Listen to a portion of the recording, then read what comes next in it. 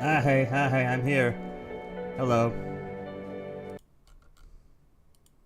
Sorry, that took a minute. Business. Wouldn't be a stream of mine if I wasn't late. I'm not late, I'm perfectly on time. You be quiet.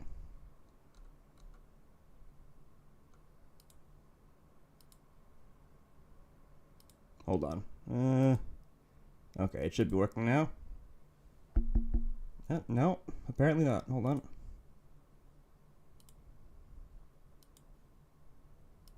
Hello? There we go.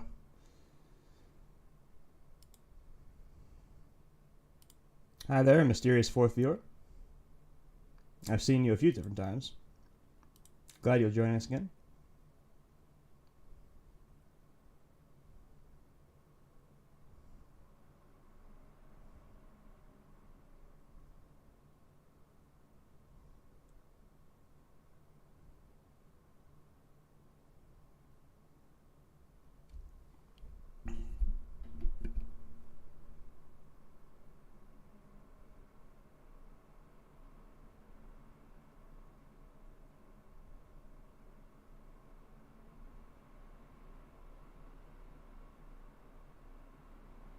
The true power of the streamer is to define what on time is. Exactly. I'm always on time.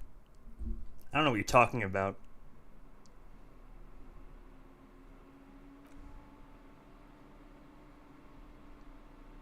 Okay, past the load screen. Good start.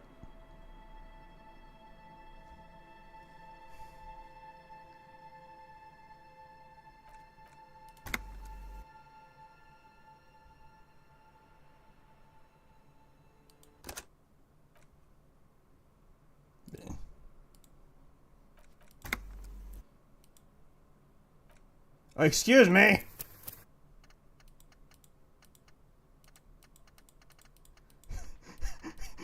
Excuse me?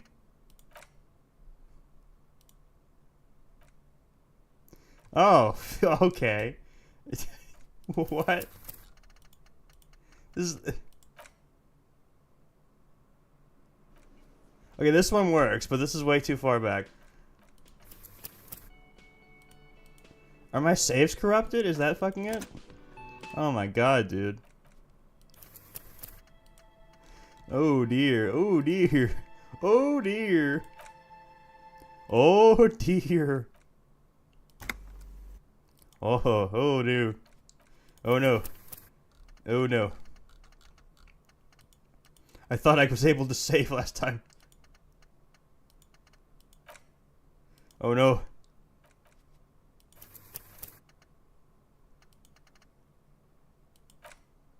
Oh no. Oh no. Oh no. Every time I try to load no save, it just keeps erroring. Oh no.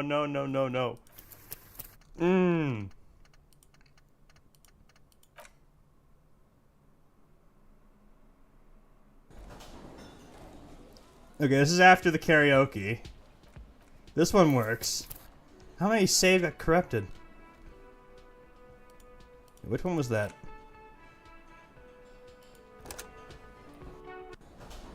It was this one, okay.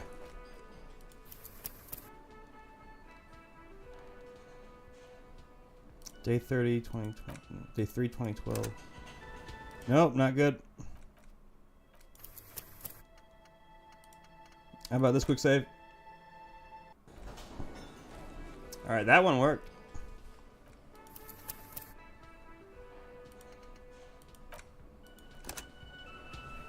Yep, nope. So I get this. Oh, never mind. That one doesn't work either. Or maybe I'm loading the wrong thing. I think I'm loading the wrong thing. Hold on.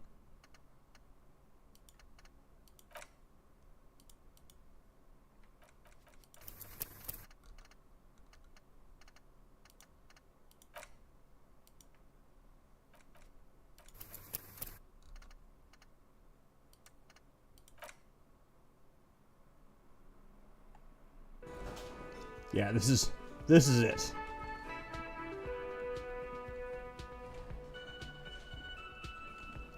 Okay, well, that's fine, I guess. That's only like a significant amount of our progress gone. Whoops. Hang on. You know, I'm gonna check. Can we even save anymore? Okay, we can save again. We can save again.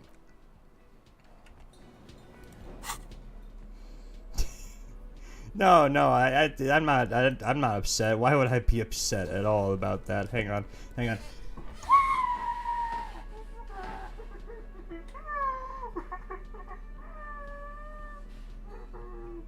Okay, I'm fine. Yeah, it's okay. All right, yeah.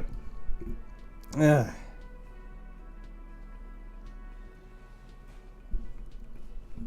I don't know if that picked up on microphone, but you know, I went for it. Anyway, let me put on something more respectable. Hold on. There we go.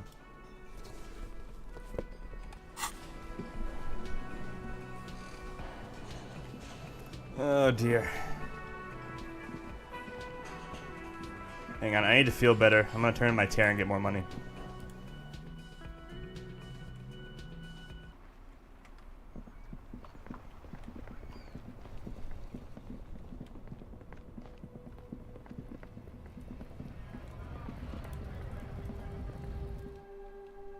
I'd submit a bug report, but given what happened to the development studio of this game, I'm not sure if that's going to be followed up on. The tear machine stands. Your bottles clunk into the machine, and the money appears with a... I forgot to turn off voices. Hold on.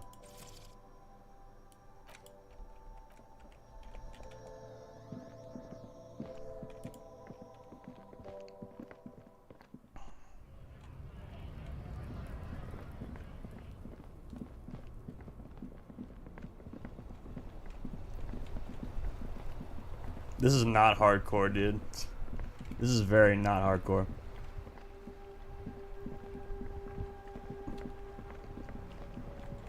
Actually, since we're up here, I'm gonna go up over here. I think I could do something.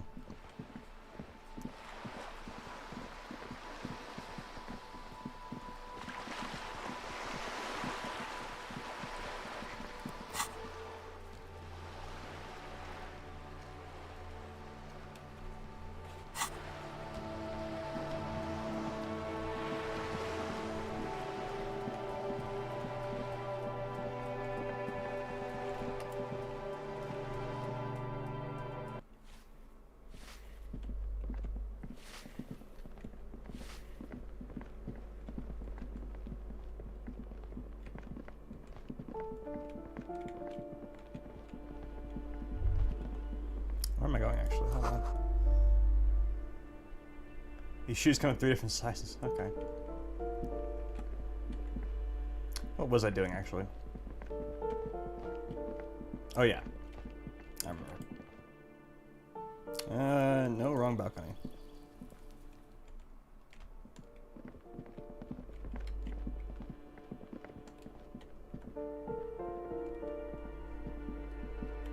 Kim, what are you doing? Come on. Keep up. Here we go. Maybe we ask her about the armor. Alright. So you won't talk about the murder, but maybe you can tell us something about the murder victim's missing armor. But I care about some fucking tag shells. Come on, Cindy, just help me out here. Alright, sad piggy, I'll give you this one. I saw a little girl in the fishing village running around in military-grade handwear. Looked cute as hell. Could that girl have been Little Lily? She's not a bad place to start. I know a little girl in the village, little Lily. Say that 3 times fast. Could have been her. A small kid with giant white armored hands. If you've seen one of them, you've seen them all. Okay, bye.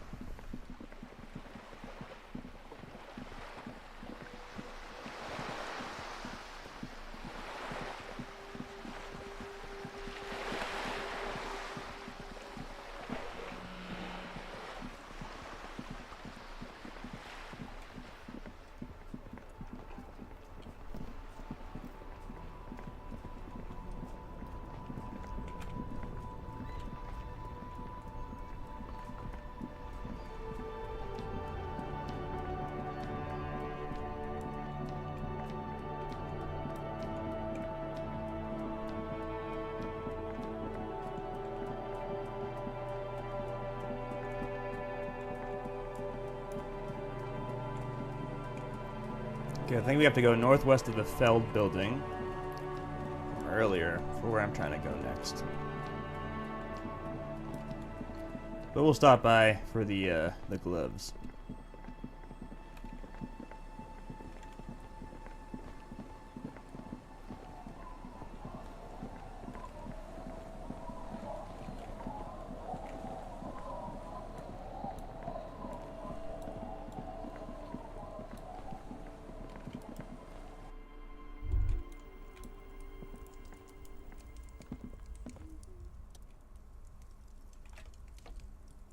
I heard there was a girl here who has armored gloves. Is that you? Oh, she looks alarmed. I had gloves, very big ones, heavy too. Where'd you get those gloves? Found them when Lambie and I were playing hide and seek in an empty house where no one lives. I think someone hid them there. She doesn't want you to think she stole them. And where are the gloves now? She pouts. I hid them. The twins were going to take them. They're stupid. She lifts her stuffed toy up and looks into its one remaining eye as though searching for confirmation. We're going to need those gloves for important police business. He enunciates the last two words carefully. Ooh, she doesn't seem to understand, but Lieutenant's tone has conveyed her the important part. They're in my sandcastle. She points somewhere outside. Behind our house, under the sand. You can break the castle. It's not very good. Do you know anyone named Ruby? Ruby. Suddenly the girl gets all serious and leans in as if she's about to tell you a secret. My mom tells me that I'm a big girl, but she doesn't know... My mom tells me I'm a big girl, but she doesn't know that I can't say ill. Or, like, sometimes I can, but then ill... Kids, Lieutenant Chick said. Are you Lillian's daughter? Yes, I am, little Lily. She gazes at you with her big eyes. You know my mom? Yes, we met earlier. That's nice. My mom is great, she nods. She's never angry or anything. I mean, I guess, yeah. Goodbye.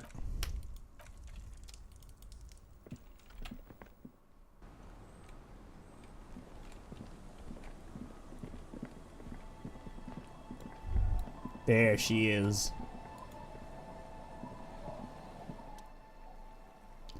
Weather has not been kind to little Lily's sandcastle. The once mighty towers are quickly eroding away.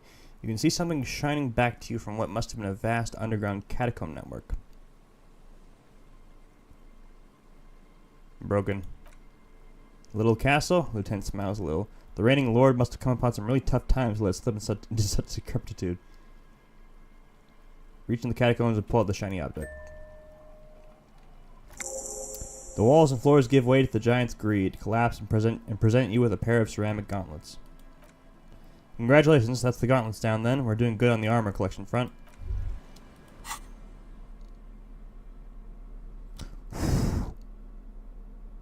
They're a better version of the rubber gloves. Holy shit. Fantastic.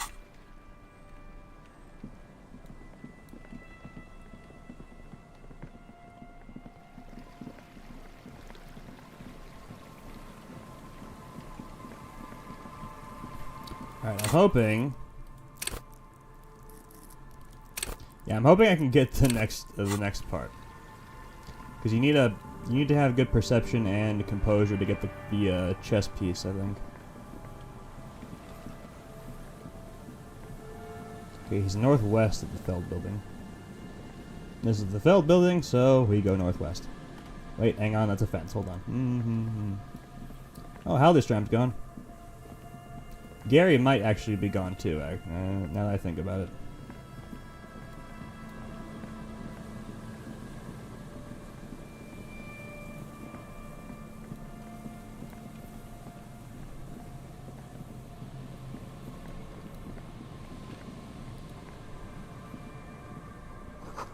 Big wine canister. It's open and empty.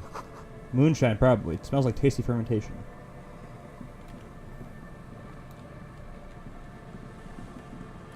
This is the... Ooh, I should probably tell the lady about her husband, yeah.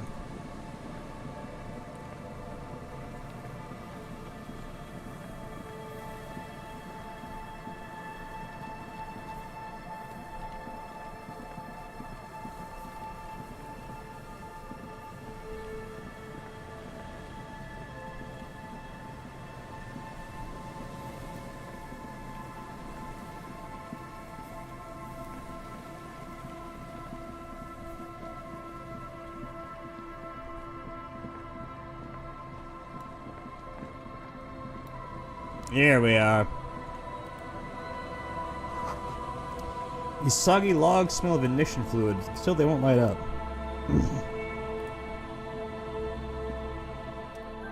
There we are, Gary the crypto-fascist. Hello, I'm Gary. How do you do, officer? Yellow man, he turns to Quim. I mean, officer. The lieutenant raises his eyebrows slightly and takes out his notebook. Yellow man? Interesting. There's something to ask him about after a little probing first. I'm just waiting for my friend Morel to finish up with his inspect traps. He quickly changed the subject, so we can return to civilization. The modern day crypto bro. No, dude. Crypto-fascist means something else, dude. It means something else entirely. It means something else entirely, dude. It has nothing to do with cryptocurrency, don't worry. Well, I think it's a pun on the fact that he's a cryptozoologist with fascist beliefs. Also, look at his fucking character model compared to his portrait. Why does he look like that? Why does he look like an old man? Not a lover of the great outdoors? I like nature, just not this bloody coast. It's mostly drunks and degenerates that come here. Nobody's perfect. I'm sure you've been tempted to drink. Oh, but I've been tempted, he nods gravely. But someone has to stay strong for Revachol. His gaze shifts to a pile of soggy logs at his feet. Serious question time. This man is no innocent. No one is. Do you know anything about the man hanged behind the whirling in rags? Oh, so that's what the ELYSIUM in Martinez is about. Great. He nods in sincere approval. Great to hear someone finally taking care of that. So you do know something about it? No. He shakes his head emphatically, then corrects his tie. Nothing. He was some kind of mercenary, but everyone here knows that. I'm just glad you hear you're looking into it, that's all. He's not feeling very comfy in his clothes, is he? Strange. Is this your mug? My mug? Why would you think that? His eyes widen at the sight of the mug. He's seen it before, all right.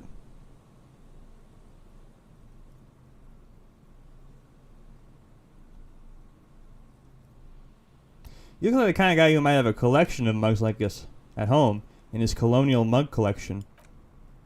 How do you mean? Forgive me, officer, but we've only just met. He's trying not to look afraid because that would be incriminating, yet he is. You're acting kind of suspicious. Did I mention the mug was found at the scene of a lynching?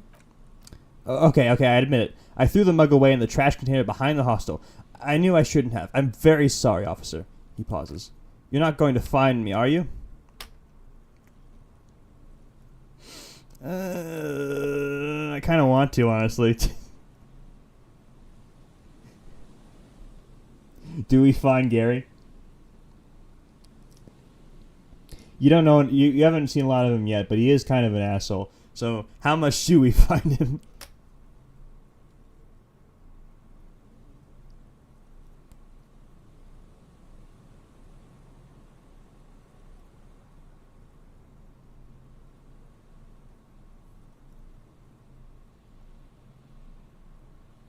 Actually, nah. I don't think I will.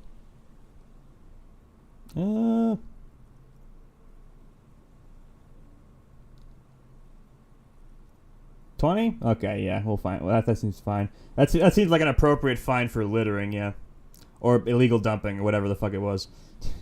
I am for 20 riel. Okay, I deserve that. I won't do it again. He accepts the slip of copy paper with a bow. You have my word. I don't know what got into me, stuffing my garbage in another man's property. I've been having trouble at work lately. The coach codes are price dumping us out of competition. What did you do, Gary? Nothing. Just answering some questions, helping out the law. Here we go. Start pumping that sweet info. How'd you get into that trash container? I know a guy who works with trash collecting services, CS Municipal. He gave me a master key for the trash containers of Martinez. Why would you need to get into everyone's trash? So I can use the Whirling's trash compactor to store my own stuff, he says, bowing shamefully like a fallen knight. Garbage disposal is expensive as hell. The damn Himians run like a mob. I'm sorry, okay? I thought I could cut costs. I shouldn't have disgraced myself. Disgraced? The lieutenant raises his eyebrows and looks up. No need for the histrionics, sir. It was, after all, just a trash container. He studies his reaction. Gary doesn't answer. I think if you pass an empathy check, it shows that his apology is very sincere, even if he's being histrionic about it. Gary, did you put the clothes of a murder victim, the man who was hanging behind the whirling in rags, into that trash container? Officer, please. Let me explain. It's not like that. Do. I was only cleaning up. I live right across the yard from where he was hanged and saw him stripped naked. All the clothes lying around the yard smelling. People are animals, you know? Okay, then what happened?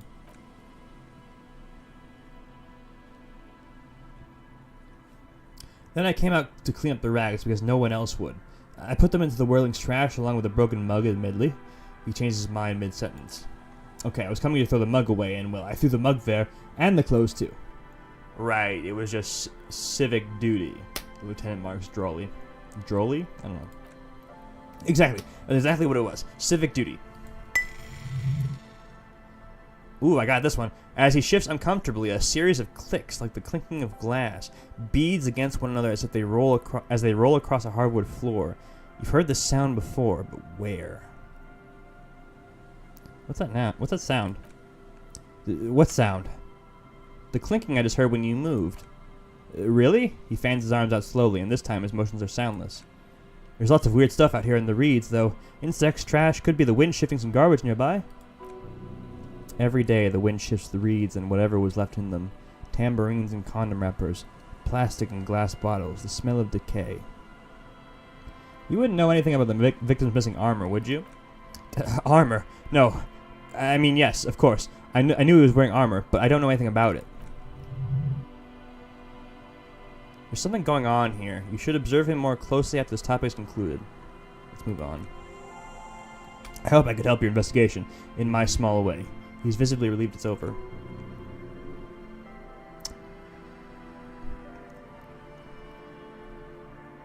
Don't be so relieved yet, Gary. This bad cop may have been in your apartment admiring your mud collection. Perhaps a little intimidation.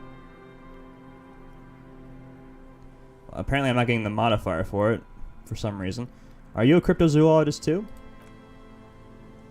No. I help Morel with research sometimes, and I've learned some things along the way, but I don't usually go in for picnics like this on my own. You were surprised to see my colleague, Lieutenant Kitsuragi. Not many Seolites here or anywhere other than Seoul. I mean no offense, truly. Do you remember how when we met Measurehead I said the next races would be the really good one? Yes. Well, this is that racist.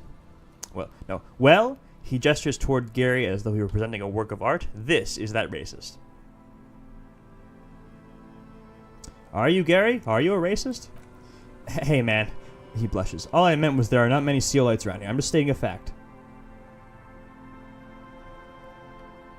I'm sad I didn't get the lucky racist line. I don't know how you get that exactly. I don't know why I didn't get it. But, like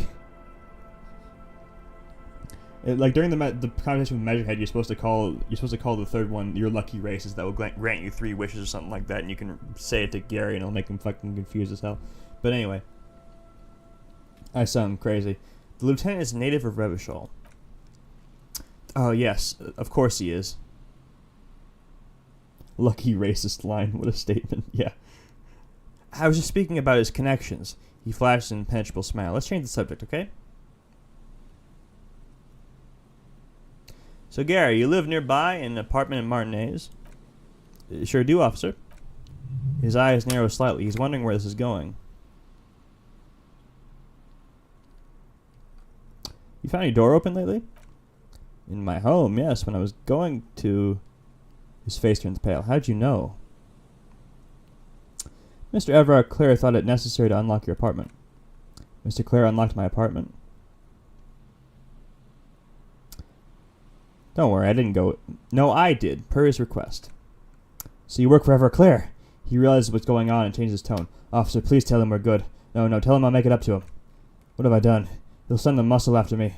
The man looks around, whispering. He makes sure no one hears you talk. As he lowers his tone, he hedges his back.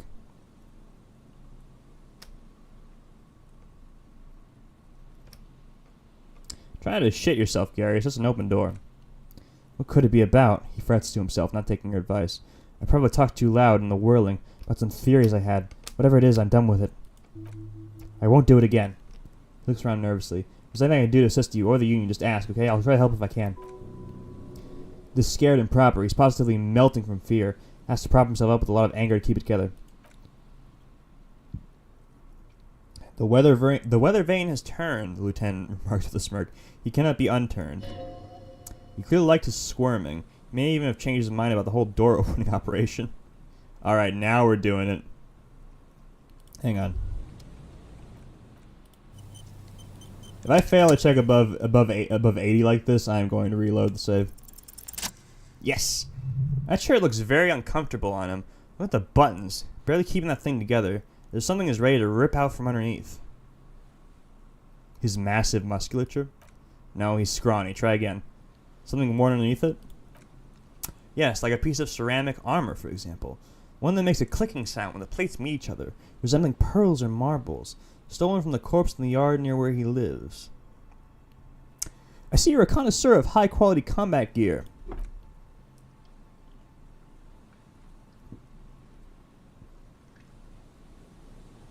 Sorry. Ugh. Oh, I knew you'd figured it out, officer. He sighs heavily. I'm sorry I didn't tell you at once. He unbuttons the shirt. I was ashamed of what I did, and I didn't want you to know. You see gleaming white ceramic shine underneath. A thin layer of interlocking plates covers his gaunt torso. You failed at checking us. He has beads inside him. Yeah, anal beads. This shame is surprisingly sincere. Oh, there it is. Gary, what's going on? Later, Morel. I've got apologizing to do. Oh, you didn't know that? No, you've got explaining to do. The lieutenant's tone is icy. Give me that armor now.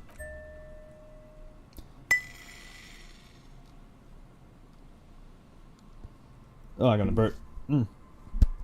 He sighs again, hangs his head, and unbuttons his shirt fully. A cuirass that matches the dead man's boots comes into view.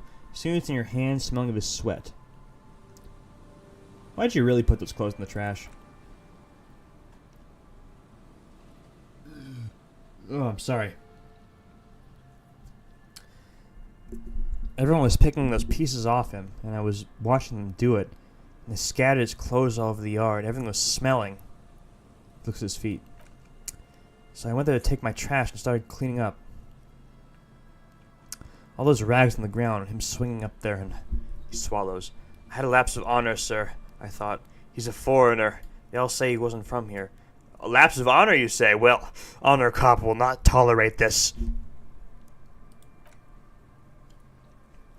Only the cuirass was left, so I stripped it off him. It was early in the morning. No one saw me. He took it with me. It was a mistake. Had I known it'd give you guys trouble, I wouldn't have... His lips start quivering. Fuck.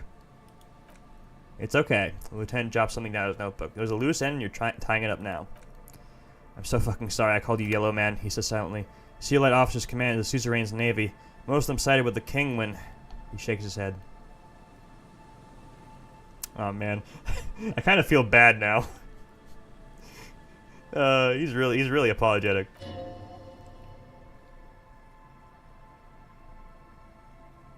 It's difficult to say what the lieutenant thinks of this historic apology. His face does not belie emotions. Why'd you lie to me, Gary? Because I was weak, he says, staring at nothing in particular. I should have told you the moment I saw you, but... The hell, Gary, you in trouble? I'll explain later. He doesn't muster up enough strength to yell. Do you know who killed the hangman? I always thought it was the Union, but I sure as hell won't go around saying that anymore. You have my word. I don't know, and I won't be running my mouth on the subject anymore. Are we done here, Gary? Level up. Yes, absolutely. I will never do anything like this again. He looks around relieved of some burden, his mouth still quivering. I won't mess with Mr. Quiller either, you have my word. I don't really care about that, but you know.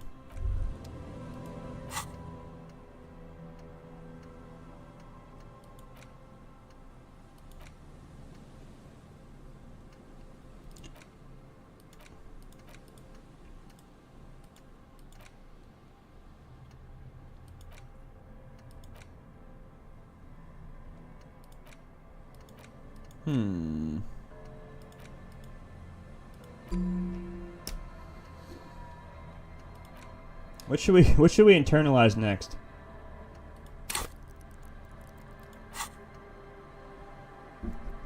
This feels a lot more efficient for leveling up my skills because it does multiple at once.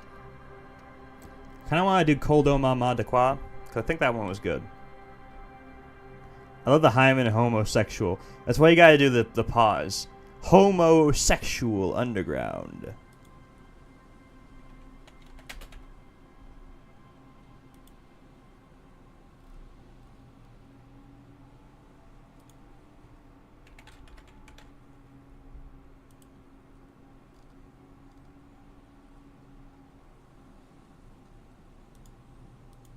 Okay, I think we'll get this one. Missing persons cases just really get to you. Actually, contact Mike. We'll do that. We'll do that next, I think. Because it's pretty short, and it does give you a pretty good bonus after this temporary debuff. But we'll do this one first. Missing persons cases really get to you. It's hard watching people worry about their loved ones, the little nervous movements, the dark rings around their eyes from sleepless nights.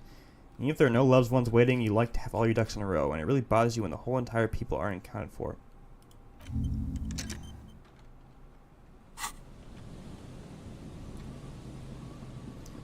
Alright, we got the cuirass though. +1 pain threshold and +1 volition. Ooh. I'm slapping that thing on actually. Oh, it does -1 ability though. Ability 4. That's still fine, I think. The white ceramic cuirass hugs your torso, shielding your vitals without adding much bulk to your form.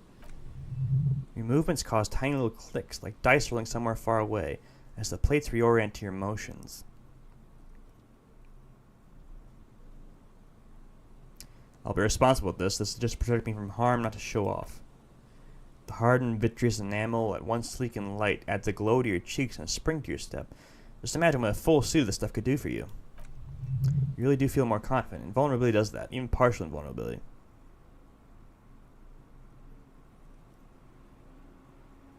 Yeah, I want the full suit.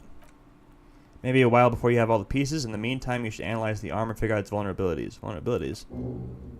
Remember, this is a highly specialized kinetic redistributor, meant to stop bullets. Wear it, observe its properties, see if there's a weakness in the design. For the day, you have to fight someone covered in the same material.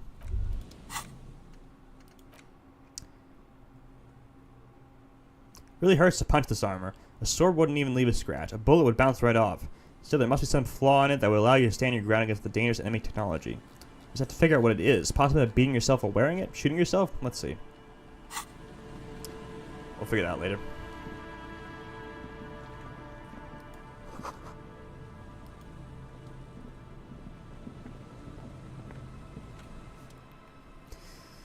Here we go. Nice and easy. No way out. Little guy is not out of this jam. No way out, little guy. It's not out of this jam. There's a cylinder on the ground in which the man has arranged some netting. Looks like some kind of trap. He notices you. Who's there? Oh, the police. Hello, officers. His self-conscious enthusiasm renders his movements ungainly. He looks like your understanding of a scientist. You must be Morel, the cryptozoologist. To what do I owe the pleasure? Lena sent me. She's really worried about you and is waiting for you to get back. Ooh, that's a lot of experience.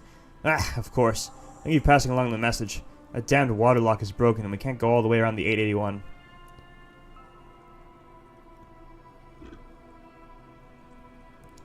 The water lock's been fixed. It was fine when I crossed it. Oh, good. You should really be getting back. Gary could use a hot shower and a warm bed. Did you say we can go back now? Yes, Gary, we can go soon. He turns to you. If you see Lena, tell her it won't be long. Sir, your wife is waiting for you. I just have to do one more round, see if the phasma is taking the bait. Then we can get going. He refastens a bit of netting that came loose in the wind. For all his passion, the man is diligent and patient. You could learn things from him.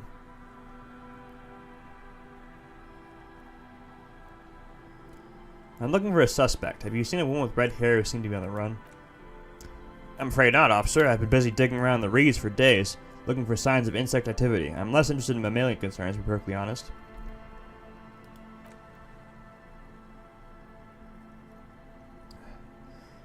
Oh, jeez. Ooh. Ooh.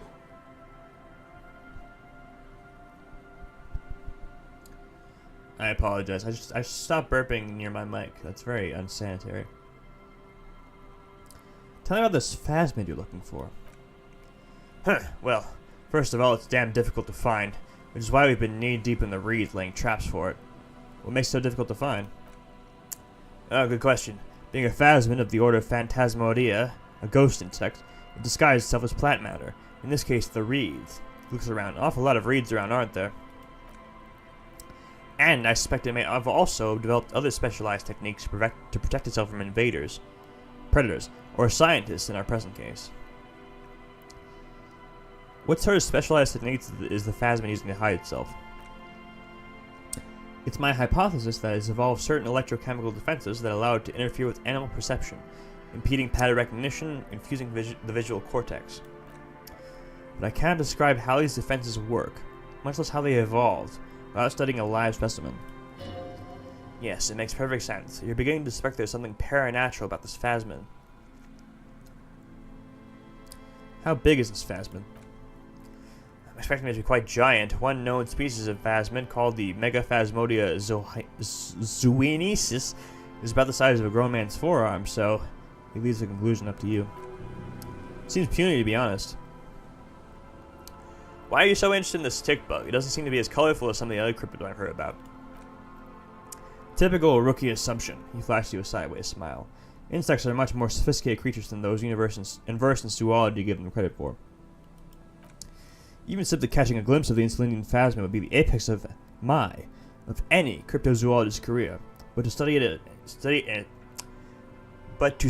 and its defenses, find out how it stayed hidden so long, he shakes his head, would be glory itself. What have you discovered about it so far? Very little, I'm sorry to say. No one's ever captured a specimen, so all our different information is based on first and third-hand accounts. So no one's ever found one? Not yet. He holds up an index finger. That's what makes it a cryptid. The lieutenant interjects, just out of curiosity. If there's no proof of its existence, how do you know it's real? I know it's real, the cryptozoologist says, briskly enough that even he seems taken aback by it. By which I mean, he says, gathering himself, I've heard enough first-hand accounts to believe quite firmly that the Insulinian phasmid is more than mere superstition. Lena said there's been a sighting of it here in Martinez. Yes, the most recent sighting was by a couple of teenagers along the coast here. That's what brought us to Martinez specifically. It's the first credible sighting in several decades. Admittedly, it's an unusual location for the species, but with all the sewage runoff upstream, it probably doesn't matter much anymore.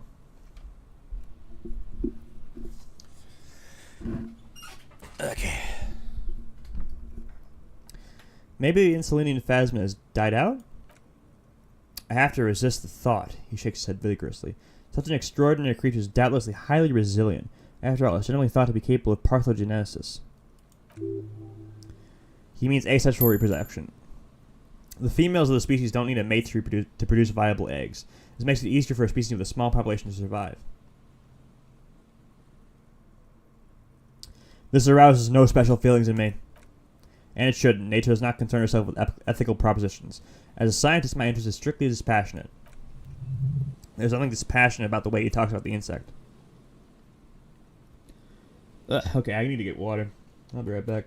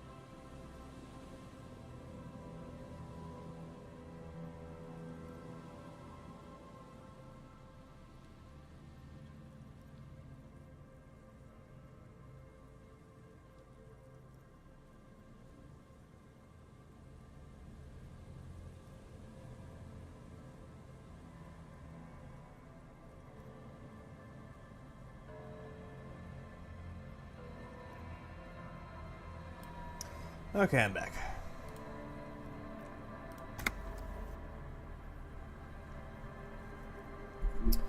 Tell me more about these traps. Well, he points to the cage of mesh and wiring on the ground. They may not look impressive, but Lena designed them quite cleverly, so I'm sure they'll do the trick. Lena designed the traps? Yes, he says with some pride. How do the traps work? Simple. Attracted by the locust, and the phasmid crawls down the funnel, and having eaten its fill, can't get back out. No, it doesn't. You're hallucinating. You're completely wrong. What are you saying?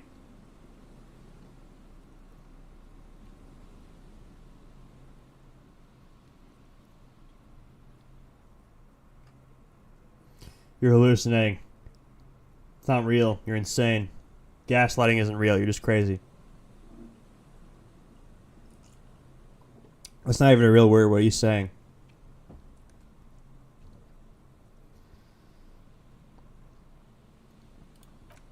At least that's the intention. The net isn't a perfect solution, but we didn't want to use anything that might damage the specimen's delicate exoskeleton.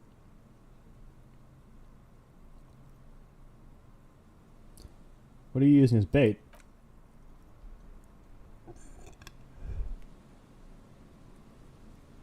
Sorry, burp.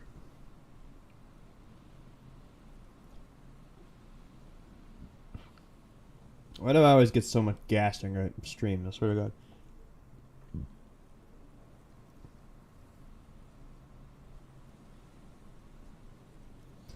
Locusts. He gestures toward the trap. Nearly all known phasmids are herbivores, of course, but we hypothesized the insulated phasmid might occasionally prey on other insects. Inside the traps, a number of locusts crawl and tumble over one another in a tiny, chittering swarm. Too busy gassing yourself up. I think I just swallowed too much air while I'm speaking. A meat-eating stick insect? Does it pretend to be the reeds as part of its ambush behavior? This seems unlikely. A carnivorous stick insect? It seems unlikely. Thank you for your opinion. We have also included plant material in the traps to satiate your skepticism. Someone doesn't like criticism.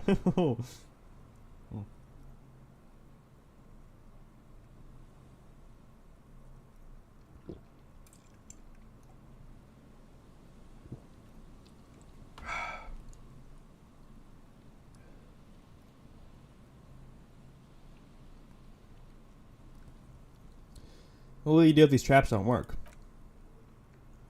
They'll work, I assure you. The predatory hypothesis using locusts as bait accounts for the failure of previous efforts by other teams with each plant.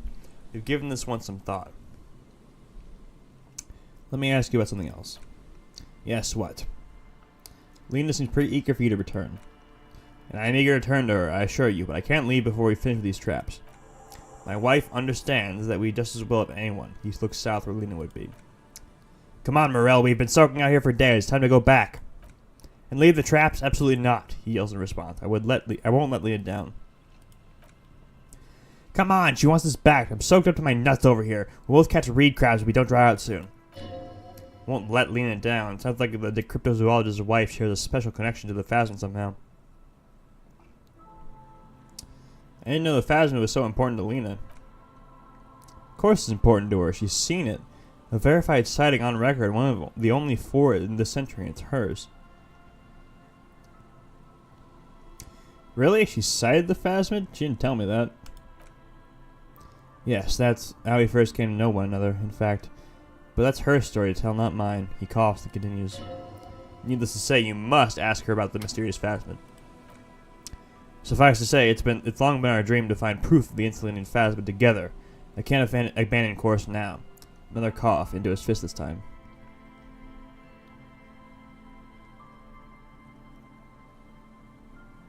Maybe go back to the whirling, warm up, and come back to check on the traps later?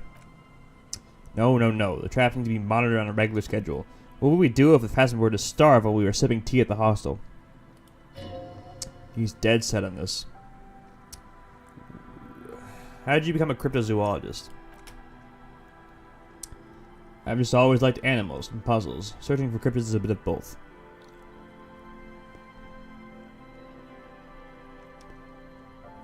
So you're living your childhood dream out here. It's not child's play just because I have to traipse through the mud every so often. His eyes narrow.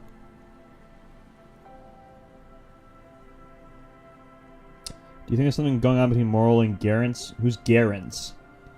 Who's Garance? Who are you talking about? Is that Gary? Is that his real name? That's funny. Why not just be a zoologist? Real animals are puzzling too. Real. He scoffs at the concept. I assume Gary is short for Garance. I think it's just Gary, man. I know you think one is a respectable profession while the other is superstition. Everyone does.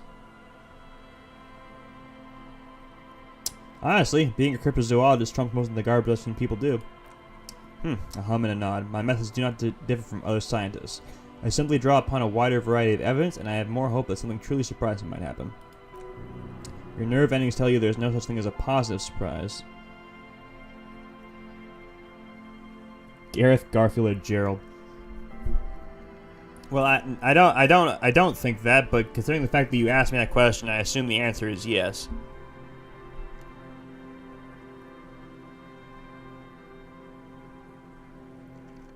Life's surprises are mostly miserable. Agreed, yet there's always a chance, albeit a small one, of a truly good surprise. One simply needs to look at the history of science. Serendipity's about. Has anything truly surprising happened to you? I have yet to catch a cryptid, if that's what you're getting at, but I have come close. Interesting. Something for later. This close call. What kinds of evidence do you use? Everything from forgotten regional lore to newspaper accounts that like the one that brought us here to look for the phasm. I keep a very open mind.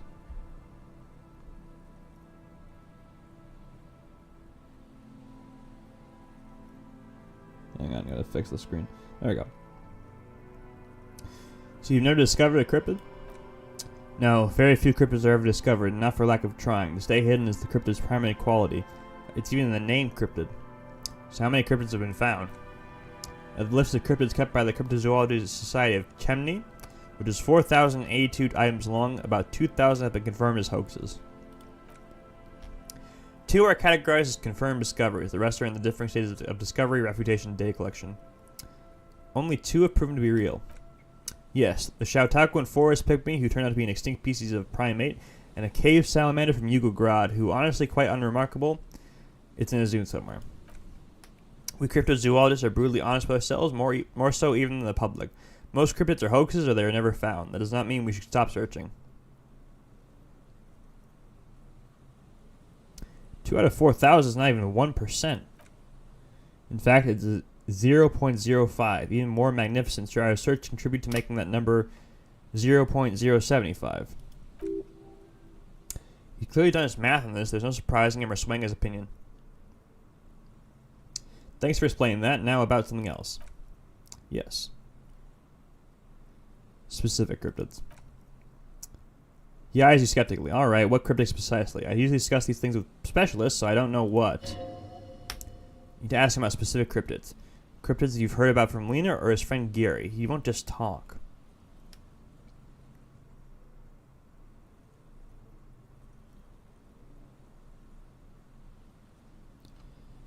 Which cryptid did you almost catch? You said before that you almost caught one. A willow person. It's a long story, one non-specialist would find rather dull. What are willow people? They're not people, really. Some argue they're not even animals, as they seem to have evolved directly from trees. He says it in a self-explanatory, everyday manner. They're very, very thin, almost flat, in fact, and camouflage themselves easily, wrapping themselves around trees and blending in with the tree bark. In that way, they're not too dissimilar from the phasm we are looking for here. So I may have seen these willow people without knowing it? You probably have. How did you almost catch a willow person?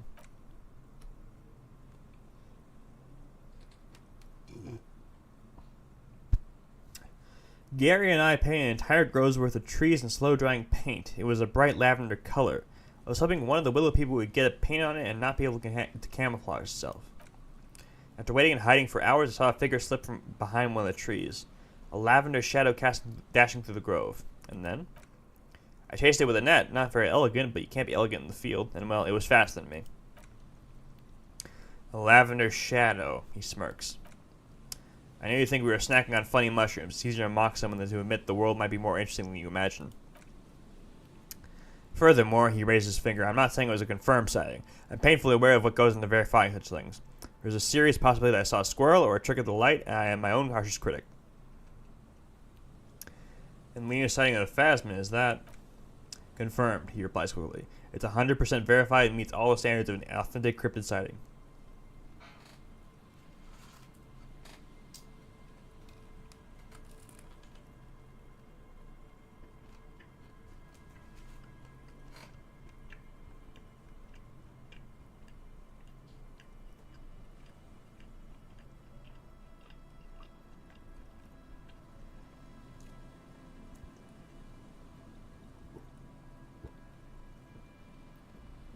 Get a bit of sandwich in me. There we go.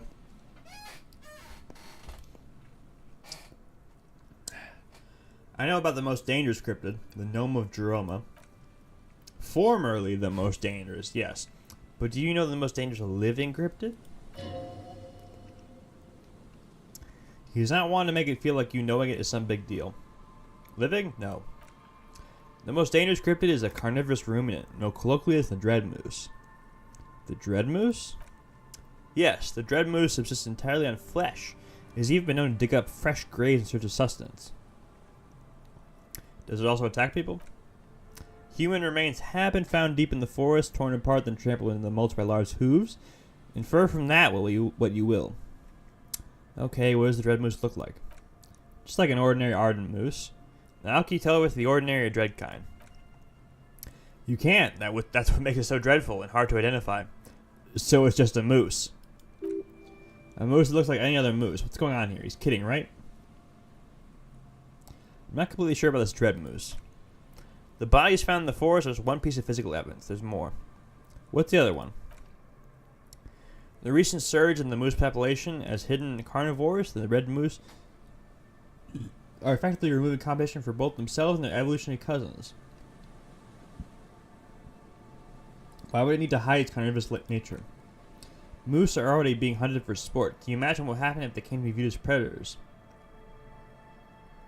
Probably nothing, honestly. A lot of predators around that don't get hunted actively. What exactly is the relationship between carnivorous moose and regular moose? The carnivorous moose are a very young species.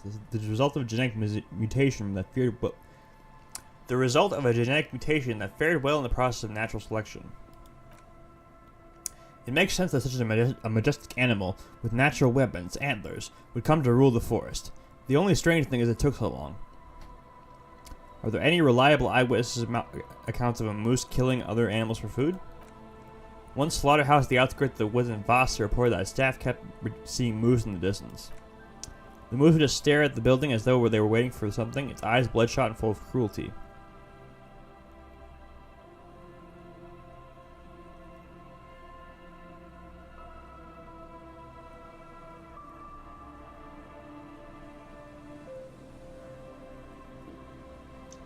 Ugh.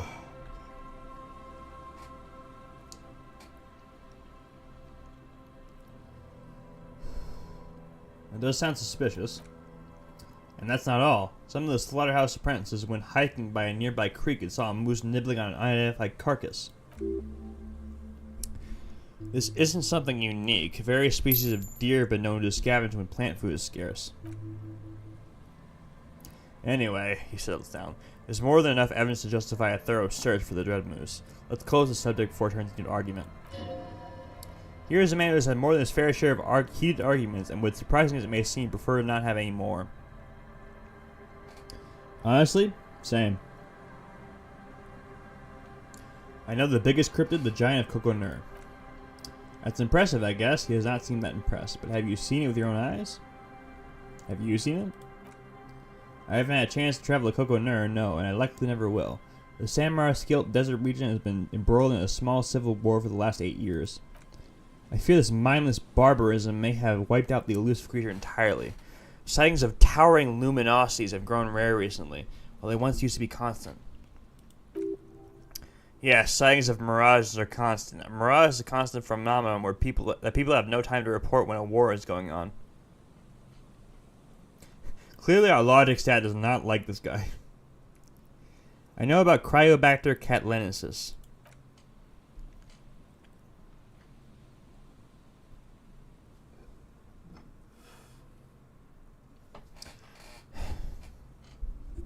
Oh, everyone knows about that one, thanks to Professor Mijanu being the talk of the town for a time.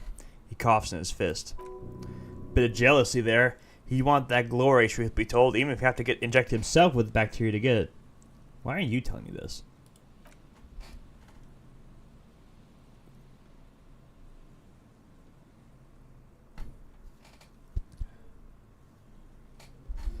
Although probably because her life ended as a result of her work in Katla. No one remembers her contributions to the search for the Nog-Ok. The Nog-Ok? A flightless cursor owl found in the Semine Isle. Its long legs permit the Nog-Ok to run faster than any other avian. Perhaps any other animal, who knows? When it's not hunting its prey in this manner, the auk hangs from tree branches like a bat, waiting to dive on hapless prey below on the jungle floor. Mijano liked extreme animals, you see, one of the few figures of the academic establishment I respect. Really a shame she disappeared. When did she disappear? Decades ago, in the 30s. I didn't know her personally, of course. A chasm of academic pretension still stood before us, even though she had unusual courage for someone from the other side. And he cryptid.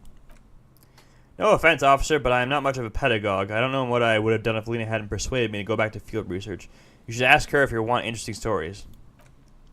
Me, I'm not a people person, unless you haven't noticed. And I don't make a good lecturer. My strength lies in fieldwork and persistence. He brushes an arid strand of hair from his eye. Enough tales, then let's change the subject. Did you know Gary was hiding the armor? Hell no, I had no idea. I'm still cross with him, to be honest. It's not like him. He's got his quirks, but his honesty or his loyalty are not one of them. Thanks, the man mutters in the distance. He doesn't dare to say more. These cryptic names sometimes sound like the setup of an updog. What's Nog-Ok? Nog-Ok these nuts. He's still glad his friend stood up for him. What if we check the traps for you? I didn't expect you to take such an interest in our work here, officer. He looks at you with obvious surprise.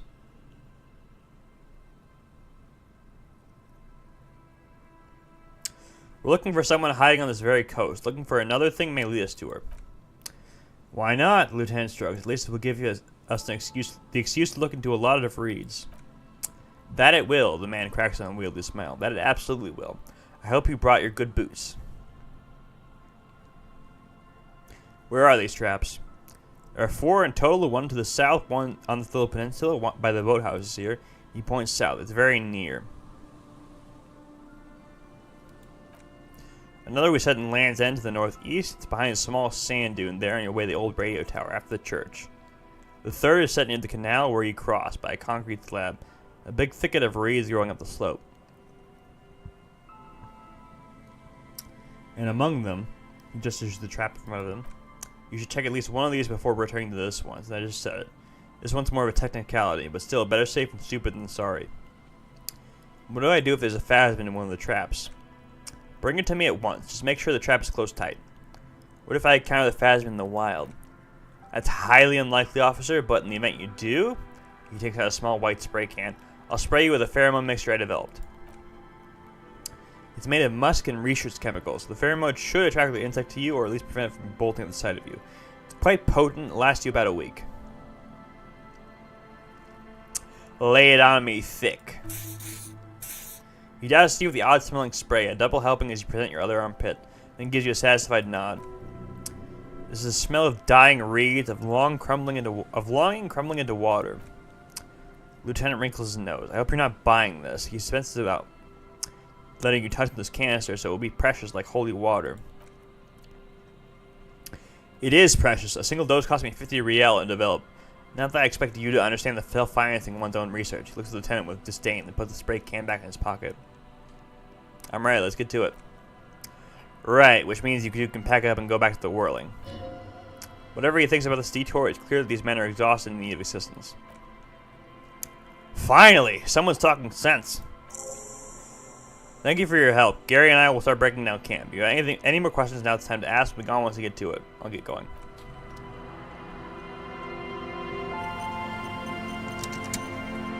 Anything else I can say to you? No.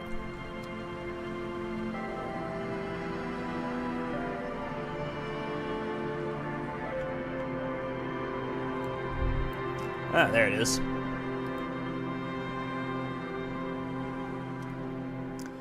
There's a trap in the reeds at your feet. Looks like the same one you saw Morel set before. Same mesh, same wiring.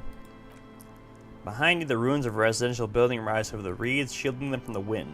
The reeds wrestle confidentially. When this district was booming, the reeds were kept at bay. Nothing obscured the freshly painted facades. Nowhere for drunks and adventurous teenagers to hide. Now only the wind blows. Reach for the trap. Locusts are crawling around the trap, confused but uneaten. You see no carnivorous reed phasmid gorging on them. Big surprise, the lieutenant grins mirthlessly. Anyway, 1 down, 3 to go.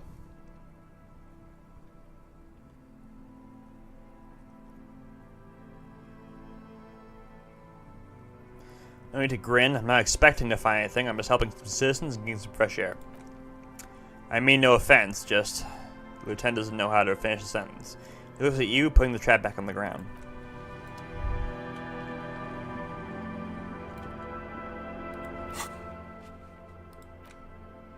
Okay, good. They're marked in our journal. Money.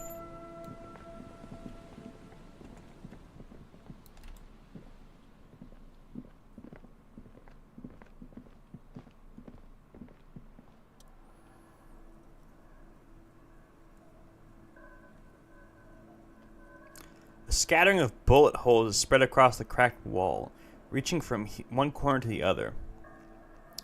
Look, Kim, even more bullet holes. Something's definitely gone down here. Huh, correct. The lieutenant examines the wall closely. The density of the bullet holes is unusual, even in general average bullet hole frequency in Martinet's sense. Grim affairs. Meaning this is a lot of bullet holes. He brushes the wall with his hand. Looks like a fully automatic rifle fire. Something you don't see these days. Why not?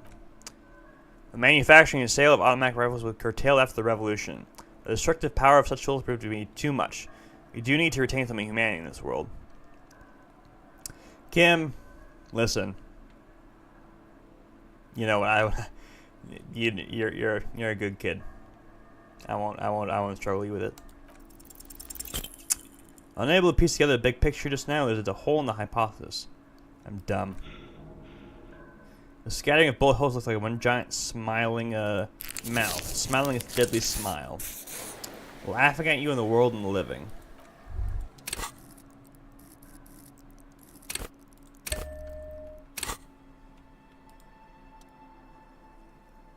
Again?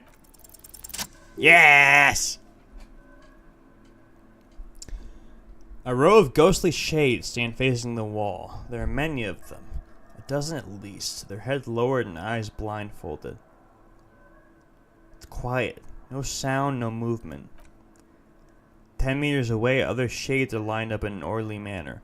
Automatic rifles primed. A gust of wind blows by. The codes of the firing squad flap slowly in the breeze. A single person stands by on the side. A long time has passed in the moment of this fusillading. Rain and brine have since washed away all the blood away. Not a trace remains. What is this? The abundance of bullet holes leads to two options. Either an inordinate amount of executions are performed here, or they did not use a conscience round, where only one soldier has the loaded rifle. Looks like this was a mass execution of everyone fully armed. The people against the wall. A host of men, probably in everyday clothes, ragged from the conflict and covered in dust. They were not sitting, a common practice for executions in some nations, as demonstrated by the height level of the bullet holes. They stand facing the wall. It's impossible to discern any details about their personality or background. Ordinary people, familiar each and every one of them. Who were they? Leeches, fleas, and thieves. All the freeloaders' scum living off the hard work of others. Such is your belief. Maybe you should change it. They were praying, screaming. Oh yeah, because we're ultra-liberal. That's why.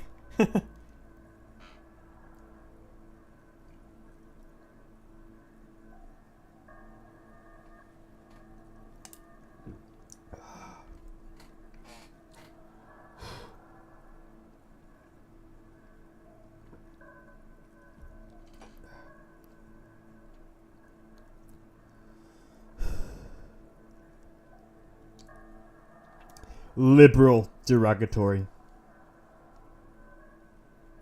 Look at the line of soldiers. 7 men in combat uniforms and dark coats, holding automatic rifles aimed at the people. Soldiers from side to side, but from which one? Men of duty. Dark duty. Who were they? Overpriced mercenaries putting down some rabid dogs. Someone's gotta do it, right? Look at the person standing on the side. The commandant, the one who gives the order. Machine gun fire cracking through the air. The light of the muzzle flashes dancing on his face. Kim, who is in this execution? At first, Lieutenant doesn't say a word. He just stares at the wall. I don't know, he says finally. I don't know who died here, lined up beside that horrible wall. Could have been any of the parties involved in the revolution. Reminds me of how Destiny's Twitter handle is the Omni-Liberal. I was gonna say, isn't Destiny the guy who likes horse porn? But no, that's Vaush. Vaush. Whoosh. Whoosh. Okay. Perhaps the ones executed here were loyalist conservatives killed by the communists at the start of the Civil War, or it could have been the communists put to death during the last stretch of the conflict by the coalition forces. Remember what Tran Heidelstamm said about the Feld. What if it was the Feld personnel when their hats were being seized by the revolutionaries?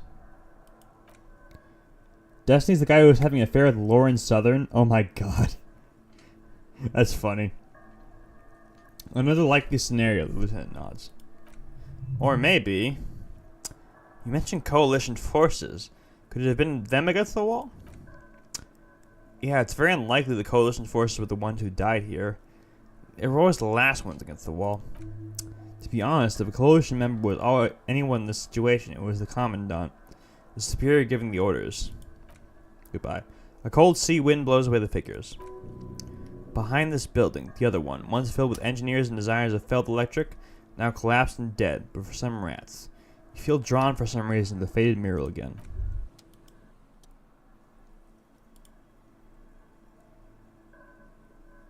Well, it said I was drawn to it, but there's nothing else there.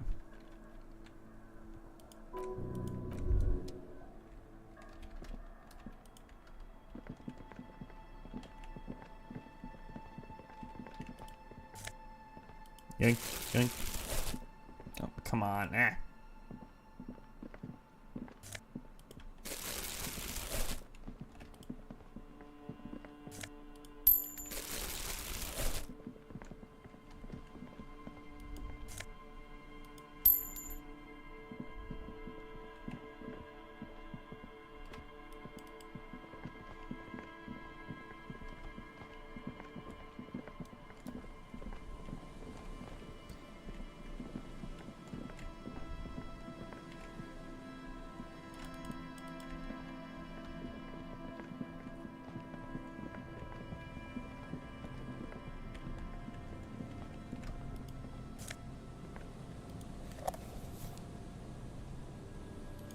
Ooh.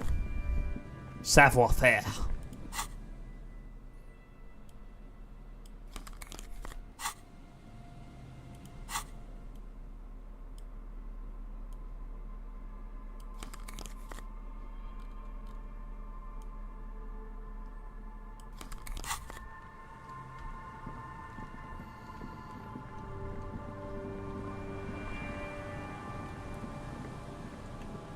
Oh, they're gone.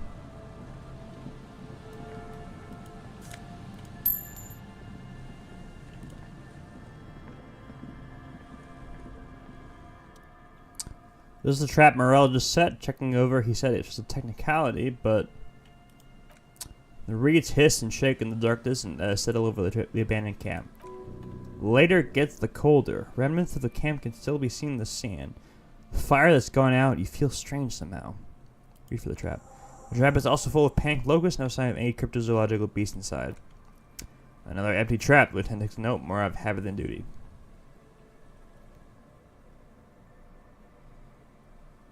How are you enjoying the cardio, Lieutenant? I'm quite enjoying it myself.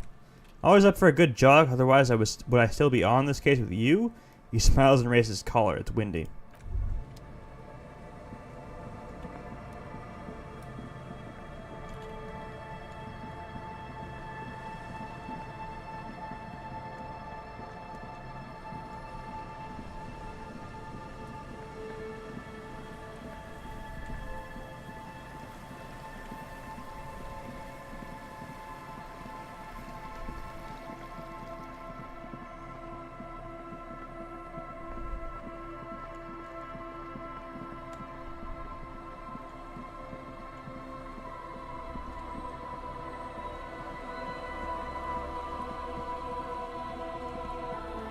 You know, it's 22 and I'm right by this shack anyway, so...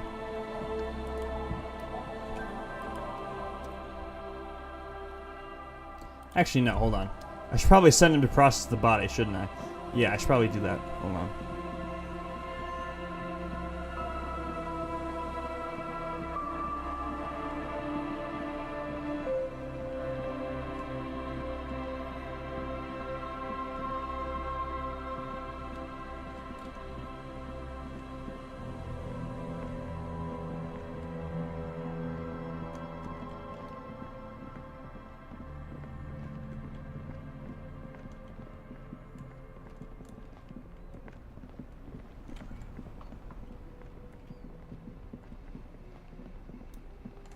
What's this? The hawthorn tree on Rue de Saint Ghislaine. Bronze-colored ribbons of magnetic tape are caught in its branches fluttering in the breeze. Just like promised, you stood here for what seems like aeons, guzzling the sickly fumes of lorries and carriages. Piss off, nature! The hawthorn tree is not an inanimate object, it's a living thing. The thunking of the bark echoes with discontent. At first, the destructive urge felt exhilarating as if it added something to your persona, but the feelings quickly receded, leaving with a sad emptiness.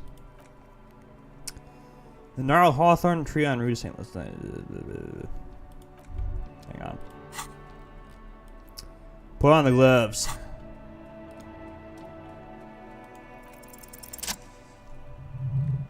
With slow and deliberate motions, pulling, bending, and unraveling, you manage to extricate the magnetic tape from the branches. It curls up into a mess inside your pocket. If only you could find a way to re-spool it so that you could hear what's on the tape. The lieutenant looks at the mess in your hands only after you successfully clean up the branches so curiosity get him. What's the tape for, he asks. It's for Egghead. Maybe I promised to make his Van X jam a bit harder. Maybe this tape can help. How? It's broken and unspooled. Do you think your new buddy knows how to fix it? I think at least one of the ravers would know how to fix a broken tape if they want to set up a nightclub. Could also get it fixed at the pawn shop across the street. Shouldn't waste their time. Good idea. He might have the tools. Tape protecting the pawn shop uses similar tape.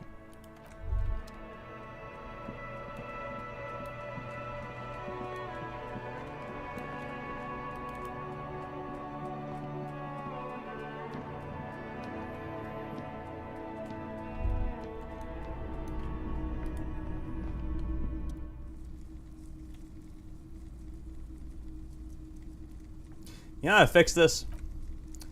He looks to the bronze-colored bundle in your hand. You mean to re-spool it? Yeah, I do, but... Could you do it, please? This is important. I need to be able to play this tape for someone. He slowly finishes his thought, but I'm not some Mr. Fix-It. I'm a pawnbroker. If you want to pawn the tape, sure, although it looks pretty worthless.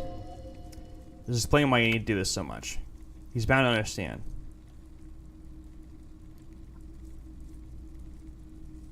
Worthless. It's not worthless, Roy. This could be the next big thing for the local music dance scene.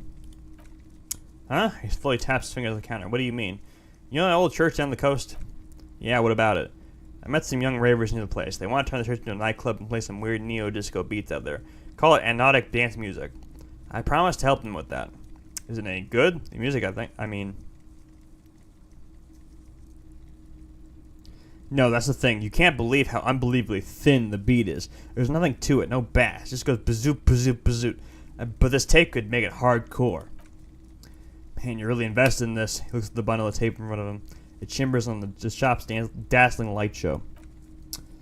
Okay, I'll help you out. It's going to take a moment, though, so just sit back and relax.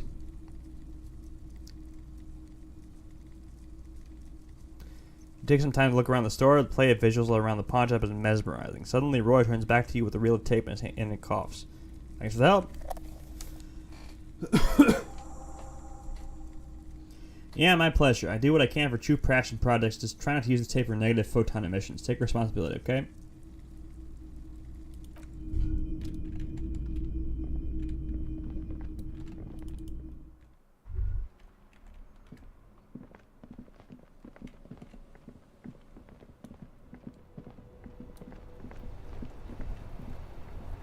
So she may not be here anymore. Because it is pretty late. Yeah, she's gone. Okay. I think that's pretty much anything. Oh, hang on. The surrounding blaze of the electric lights makes the white on blue police livery of the motor carriage seem beautifully ominous. Why am I even thinking about this? Wasn't I supposed to do something important? Something murder related? There's always something important. Doesn't mean you can't take a moment to admire this piece of machinery. This is a Cupri Kinema. The Cupri Motorcorp's follow-up to the highly successful workhorse Cupri 40. And the answer to Lum's Fate Racing Bread February series. With its air-cooled, rear-mounted 12-cylinder compression ignition engine and driving rear wheels to the 4-speed manual gearbox, the Kinema is able to reach 100 kilometers per hour in 13.5 seconds and go on a top speed of 108 kilometers an hour. Won't it roll over in the first sharp corner? The high center of balance is offset by the large battery bank mounted at the bottom of the cabin, feeding all the auxiliary systems and making the Kinema effectively a mobile power plant.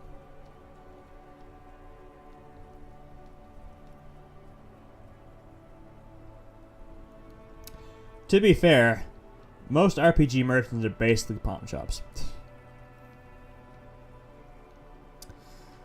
This tech talk is rubbing you the right way here. Due to a quite steep price tag, it's very unusual to see one in police livery.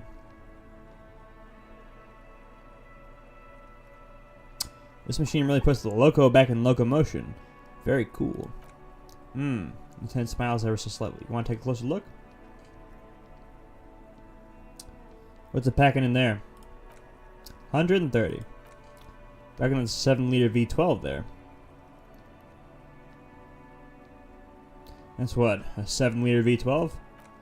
7.2, supercharged.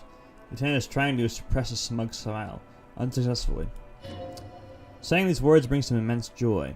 A fine machine. Yes, there's gentleness in the lieutenant's voice as his eyes run over the vehicle's contours. An extraordinary machine. It's nice and all, but why so modest? Put some zing into it. Flare it up, slam it down. Helium headlights would improve the range and quality of this visual field a lot. It's a bit girly right now, fitted with some proper off-road components.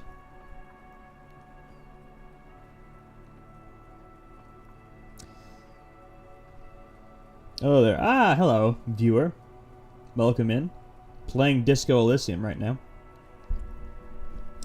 I hope my voice acting is satisfactory. Ever thought about switching to helium headlights? Actually, I have a pair at home. Just haven't gotten around to finding them yet. I need to lay some wiring for the ballasts first. If you ever get this case solved, maybe we can do it together. Maybe, he replies with an apologetic smile and nods. Yes, definitely maybe. Okay, let's move. A human being! How terrifying. Alright, since we're almost done with the... yeah, we're going fine so far.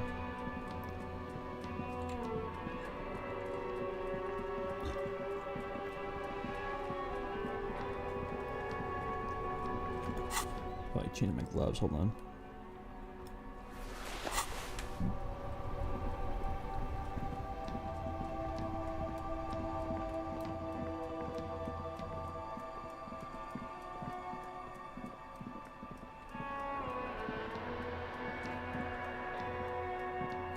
Literally my favorite game ever made. I need to see other people experience it to validate how life-changing this game is for me right now. Yeah, I'm enjoying it so far. Definitely helping me get that voice acting experience, you know?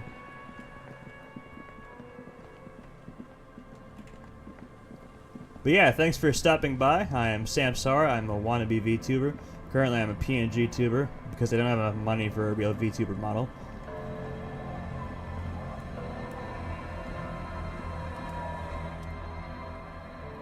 Getting cold, it's late at night, time to call it a day. Good night, Kim. Good night, officer. We'll meet in front of the shack in the evening. In the morning.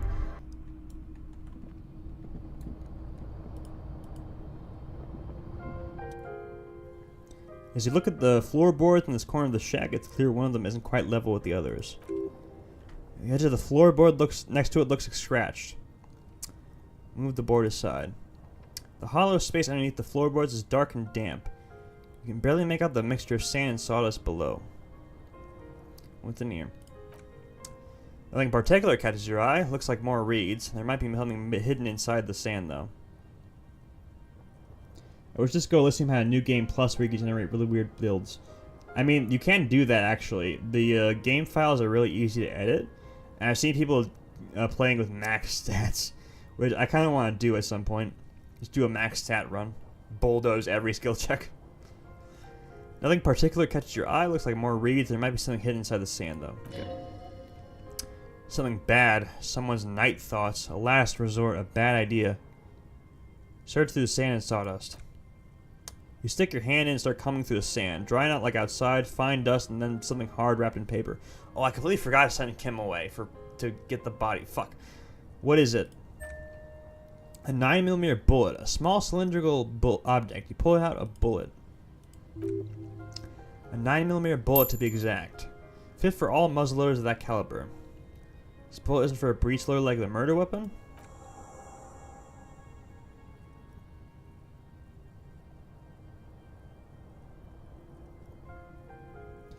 Considering your financial situation is stopping you from becoming a VTuber, I'm guessing you're going for a communist run, so that Marx can get your anime boy model? No, actually, I'm an ultra-liberal. I'm hustling. I'm grinding, okay? I'm working for that VTuber model, okay? I'll get my drunk priest at some point. But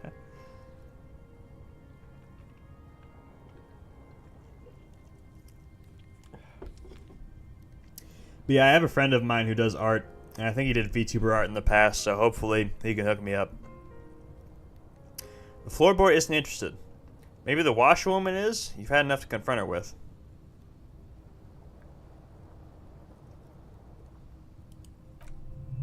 It's extra ammunition. She's locked and loaded, ready to fight some cops.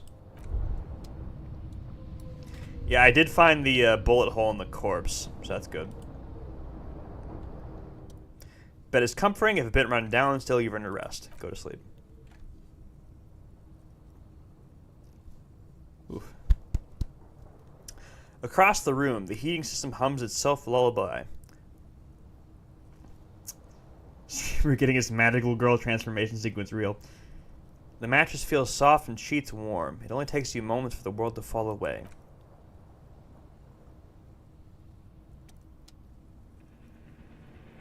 Your avatar is a drunk priest. Epic. Ultra liberal grind set. Think about a weird art academy so every time you remember a fact you get $2. Oh yeah, I got Wompty Dompty Dom Center. That's funny.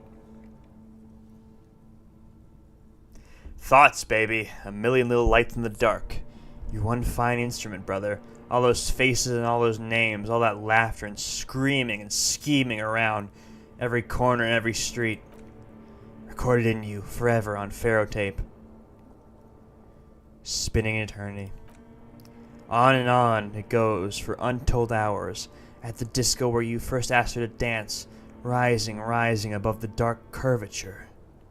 Did you turn the voices off? Yes, I did, because this is part of playing this is to help me improve my voice acting talent. So I apologize. You won't be hearing the buttery smooth narration of the of the voice acting here.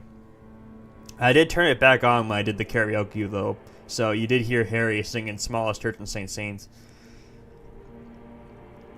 Above the dark curvature, the great wingspan of sleep studded with stars. Behold, there are millions of them down here, the first time, the last time. The smoke in her mouth, the potted flowers, the faces turning and changing. What is it? It's the world, Harry bought. It's the world, Harry boy. And you're made of it. Every day you're out there, you make more of yourself from it. I'm afraid you can't be unmade now. You can never forget this shit. The rain, the snow. I don't want to. It's beautiful. Beautiful? It's stuck on loop, whirling and spitting out words and images. This game is good for dramatic readings. It is. Encyclopedia was my favorite stat before I became a Wompty Pill Dompty Cell Dom Maxer. Sir, I'm gonna ask you to leave. Okay. You're the son of the world again, Harrister. A ceaseless agent picking up litter in old newspapers. Collecting your little bubblegum wrappers and idiotic picture postcards. Meaningless keepsakes. Mods, ban him for 2 seconds. Mods, can you ban that guy for 5 minutes? I'm gonna be like Germa. Just have my mods banning people for 5 seconds. Reading your awful letters and recalling things, aren't you? Endless names of the world. An address book you are. The map of the city. That's right, I am an age of the world. You'll go insane if you keep going like this. One more day and you'll be in the loony bin. I just know you will. And for what, brother man? Timed out for 10. For the money, baby! For the greater good. Solving your little crossword puzzles? Doing your tasks? Crossing names off your list? Trying to become some sort of world detector? We'll make it okay. And we'll put smoke back in her mouth. I'm just looking out for my economic self-interest. There he goes again. He's a real political animal, our Harry. He still doesn't see that the world is changing him. He's got no idea what he's in for. Why? Because only love can break your heart. Feel the pillow under your cheek. Beep, beep, beep. The alarm is ringing, Harry. The disco circus goes on and on. You barely slept 3 hours last night. You can do it. It's nothing. Do it for the city. Go. Do it for the wind. Open your eyes. Alright, cool. Hey, Money Mouth. And Endracht, the impeccable hustler provider of the 7th generation. It's showtime with Savvy. Oh, so now it's Savvy? What's up, buddy? What's up? I'm worried about what's down, broke boy. I'm talking about your severe lack of money. Actually, my money's pretty good right now. Money? That's right. It's time to stop muttering about your economic self-interest and actually do something about it. Yeah, I heard you back there. What the hell was that?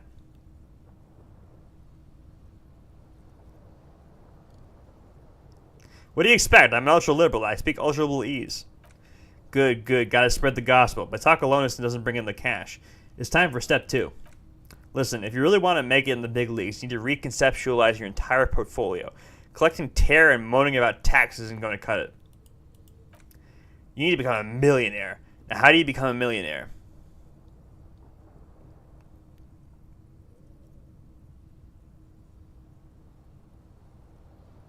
I assume begging rich ladies on boats is not the correct answer. It should be the other way around. Holding mid-tread money showing up at your doorstep begging for a slice of cake. That's it? That's all you have to say? Why aren't you guys helping me out? Those guys, they're all financially illiterate. Only Savvy here knows how to dazzle and embezzle money out of investors' pockets with the acrobatic prowess of a 4-time gold medalist in the Sumerian Gymnastics Summer Games. The ancient Sumerian tribes used carved rhodochrosite to represent their wealth. The bigger the boulder, the more money they had, in case you needed to know. Money is only one form of capital. Human relations are another. You're focusing on the wrong things. You could force a coin inside you? Any hole will do. Not many more definitive tests of man's metal than the fortune yawn. Banana flicked me a coin. 1 coin. The first of many. Imagine so many coins you're going to need to hire someone to help you manage all your wealth. Alright, I give up. I have no idea how to make millions. Of course you don't. You've never even been so close to a sum with more than 3 zeros. Let's face it, you've been on a years-long losing streak. But Savvy's got your back. Savvy's going to book you a charter flight with 80 birds of prey on board to a land where streets are paved with Krugerrands and fixed income securities. You'll try again, but this time with money. You'll win her back. Are you in? Win whom back? The spirit of ultraliberalism. Your charm, your spin, your winning hand. I've hustled. I've grinded. Show me the millions. Attaboy. Welcome to the final grind. Here we operate with money on a much higher level than the ordinary citizen. We feed it back into the machine. Stop saving, start spending. Become our patron. Let's start by getting you into the lucrative art market to diversify your assets and increase your ROI. Speaking of which, know any artists? What about the Speed Freaks Hypnotic dance music? Music is a pet project, not a viable business scheme. Let's return to it once you've set up your estate. Kyu's an artist. He's also 12. We don't want to attract the attention of tax collectors by dabbling in unnecessary child labor. That child's a common delinquent, not an artist. He probably can't even hold a paintbrush. I'm an artist myself. Once you've brought in the millions, you can be a tree log for all I care. But first we gotta work on increasing your net worth. Cindy seems the type. You're right. She has the poise of a struggling artist, very tangible. You can feel poverty on her. Plus she has paint. Go and support her like the state never could. Everyone must know that you're a big fucking shark around here. Alright. We must grind.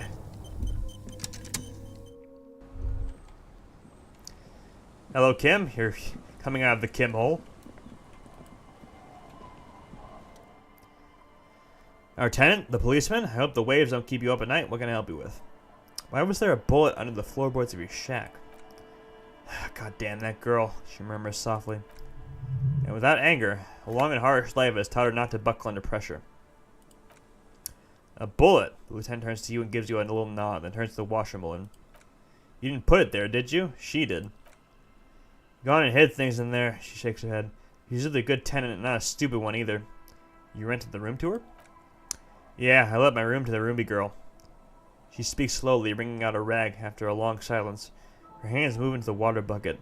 Some water sloshes over the edge. As I've done before when she's been in trouble or just looking for solitude, I've made it clear we welcome all kinds of people here. When was this?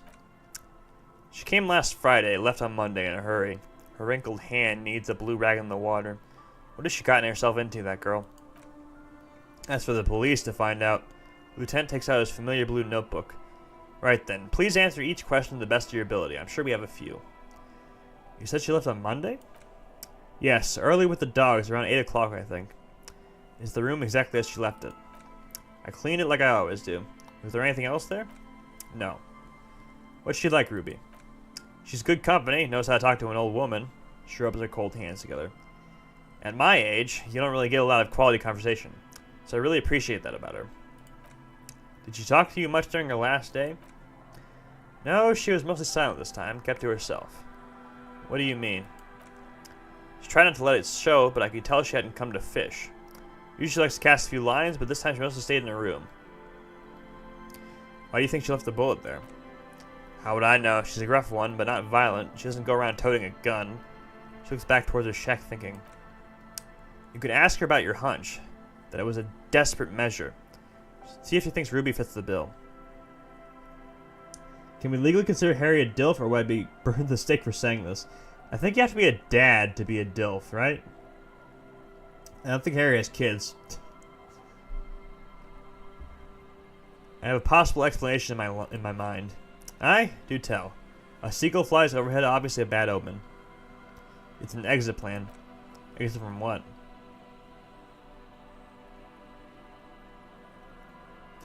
The world. The lieutenant stops writing for a moment. He looks at you and then at the old woman. No, she tilts her head to the side, looking up at you, deep in thought. She's a fighter. Not a quitter, like you sometimes get, son. I heard she was a heavy drinker with anger issues. You ever witness that kind of behavior? Nothing of the sort, she shakes her head. Sure, she was no stranger to the bottle. She fit in that way, but I only knew her to have a beer on the beach while I was watching the sunset. She isn't what you call a drunk. He even offered me some from time to time. Said it was part of her Kamonur life. But I never saw her lose control of herself the way some people do. Did she have any technical equipment on her, like radio stuff? Not that I know of, although she was into nice music. She once showed me the few mixtape milieus she had made. She brushes her forehead with the back of her hand, and water drips into the ground. Although I guess she was pretty handy with the mechanical and technical stuff. You even fixed the heater in the shack, you should be thankful for that. Where'd she go? I don't know. Further up the coast. She tried to leave quietly, but the hinge on that door squeaked like a cat in the heat. Woke me up. I heard her rushing in those heavy boots heading up north. It's a peninsula. She might be trapped.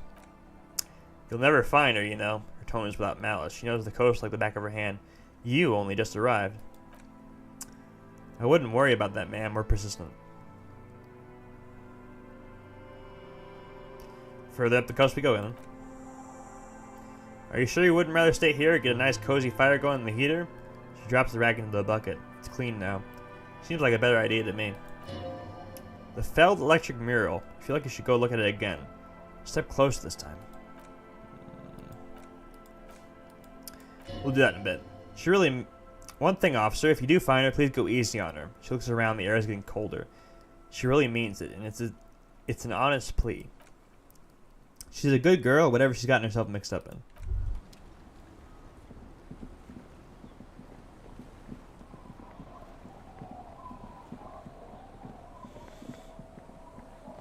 Alright, we'll go to the working class woman next. And then we'll probably talk to Gary and Morel at the Whirling, because they're probably back there by now.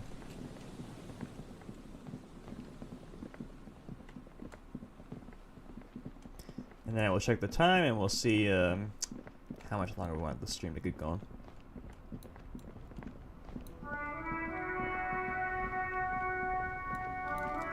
Oh, hang on. Look at these fellas. Hang on, hold on.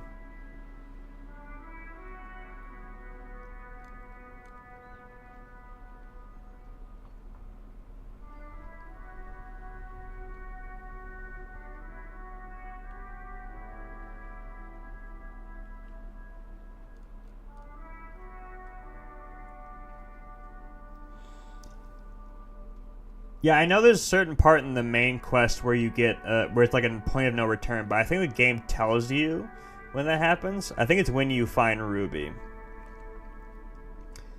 But yeah, I'm trying not to go too fast on this shit. Yeah, I think my half-life's as good as it'll get.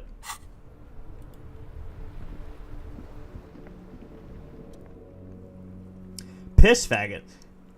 That's one brutal mower carriage, says the young man with piss Flaubert written on his back. Yeah, because the slur is actually Flaubert, not faggot. If I were a real skull now, I'd jack it, paint in palm tree livery, then bottom light neon style. His companion wears a simple yet elegant slogan, fuck the world. A snazzy shit-ripped skullmobile like this would make a fine trophy. We could like hang fucking shrunken heads on from the side mirrors. Cops' heads. Scary tribal shit. Yeah, tribal shit, he agrees. A cop carriage like this would have proper skull value. He steps in. While I appreciate the interest you take in my brutal mower carriage, I have to stop you right there. The RCM takes threats directed at its properly seriously. I know the streamer IRL, he can say it. Yeah, I have privileges, don't worry. I have the pass. Don't worry, guys, I have the pass. It's just theoretical work, Copper, no basis in reality. He turns to his companion. Man, if we were certified skulls right now. Was it a good idea on the lieutenant's part to get into this? Don't even answer that, just leave. You can always come back later on your own terms. Who are you? I can tell you who we're not, cop. We're not snitches, faggots, or skulls. Which is not to say that the skulls are bitches and flawbirds, on the contrary. The part of this presentation you want to take home with you, cop man, is we're not part of the skulls, yet. Streamer's my bestie, unfortunately has the pass, yeah. These skull people are more than an authority, they're deities. But you can't say Flaubert. You know what? Fair. Who are the skulls? You don't know? What kind of cop are you? I'm so glad you asked. The question was rhetorical, he replies, raising his open hand. The skulls are the most vicious gang of the Besmertini. Besmertini, or Besmerti, the Immortals, are the West Ravisholian crime syndicates. The nastiest bunch of psychos ever, jacking carriages and getting into high-speed chases. Possessing an infinite amount of fuck-all swagger, infamous for their non-verbal modus operandi. Non-verbal? If a skull spots you, he'll pull out his dagger and stab you without saying a word. The lieutenant's voice is calm as usual, the testament to the violence and death he's witnessed through the sight of his firearm. They usually occupy the burnout quarter in Jamrock, or you can find them loitering around their brightly painted, bottom-lighted vehicles. Oh, I can't wait to become a skull. Bottom lights are wretched aggressive. Do you know anything about the murder that took place here? Murder? A man was hanging in the backyard of the Whirling in Rags. Yeah, sure, we'll gladly tell you everything we know about it. He clears his throat. It was a man. Also, he was hanged. Don't fuck around, I'm the law. He was hanging from a tree. Yeah, I mean, duh. These punks don't know anything. Let's just move along. Hey, stop right there. How does one know anything? Ah, this sounds like epistemology. A field so occupied by thought that it begins to question thought itself. I know that you don't know shit. Exactly. How can one know shit? For example, how can one be sure there truly is a body hanging behind the hostel? This game's dialogue is like if Xavier Renegade Angel wasn't written while the writer was high. You know what? I feel like they may have been high at some points. What if it's art or just a mere specter? It's not. A man is dead and we need expert answers. So what do you think we know? Do you guys know Cindy? Oh yeah, Cindy's the right proper skull. The young man's eyes glaze over as if his... The young man's eyes glaze over, his voice filled with longing. Ugh. Gotta get that water in me. Yeah, the other guy lights up too. A true artist of the future, just like Arno van Eyck. By the way, if you see Cindy, give her our regards, he adds, returning from whatever void he was just visiting. The lieutenant on your left is unusually lenient towards them. I see you kids are into hypnotic dance music. Oh man, yeah, he exclaims and stops himself, processing the rest of your questions. We're not fucking kids, man. Be wary of the abyss, his blonde friend adds ominously and points to his temple. Why? Probably because of how non-verbal their mode of operation is going to be. The lieutenant answers for the two rebels. It's a threat. A threat? Good, I like those. But I don't, the lieutenant interjects quickly. In fact, I dislike them so much I'm willing to drag you boys back to the station just to calm myself down. Hey, there's no need for that. He raises his open palms. We're just talking here. Joking, too. Stay light, man.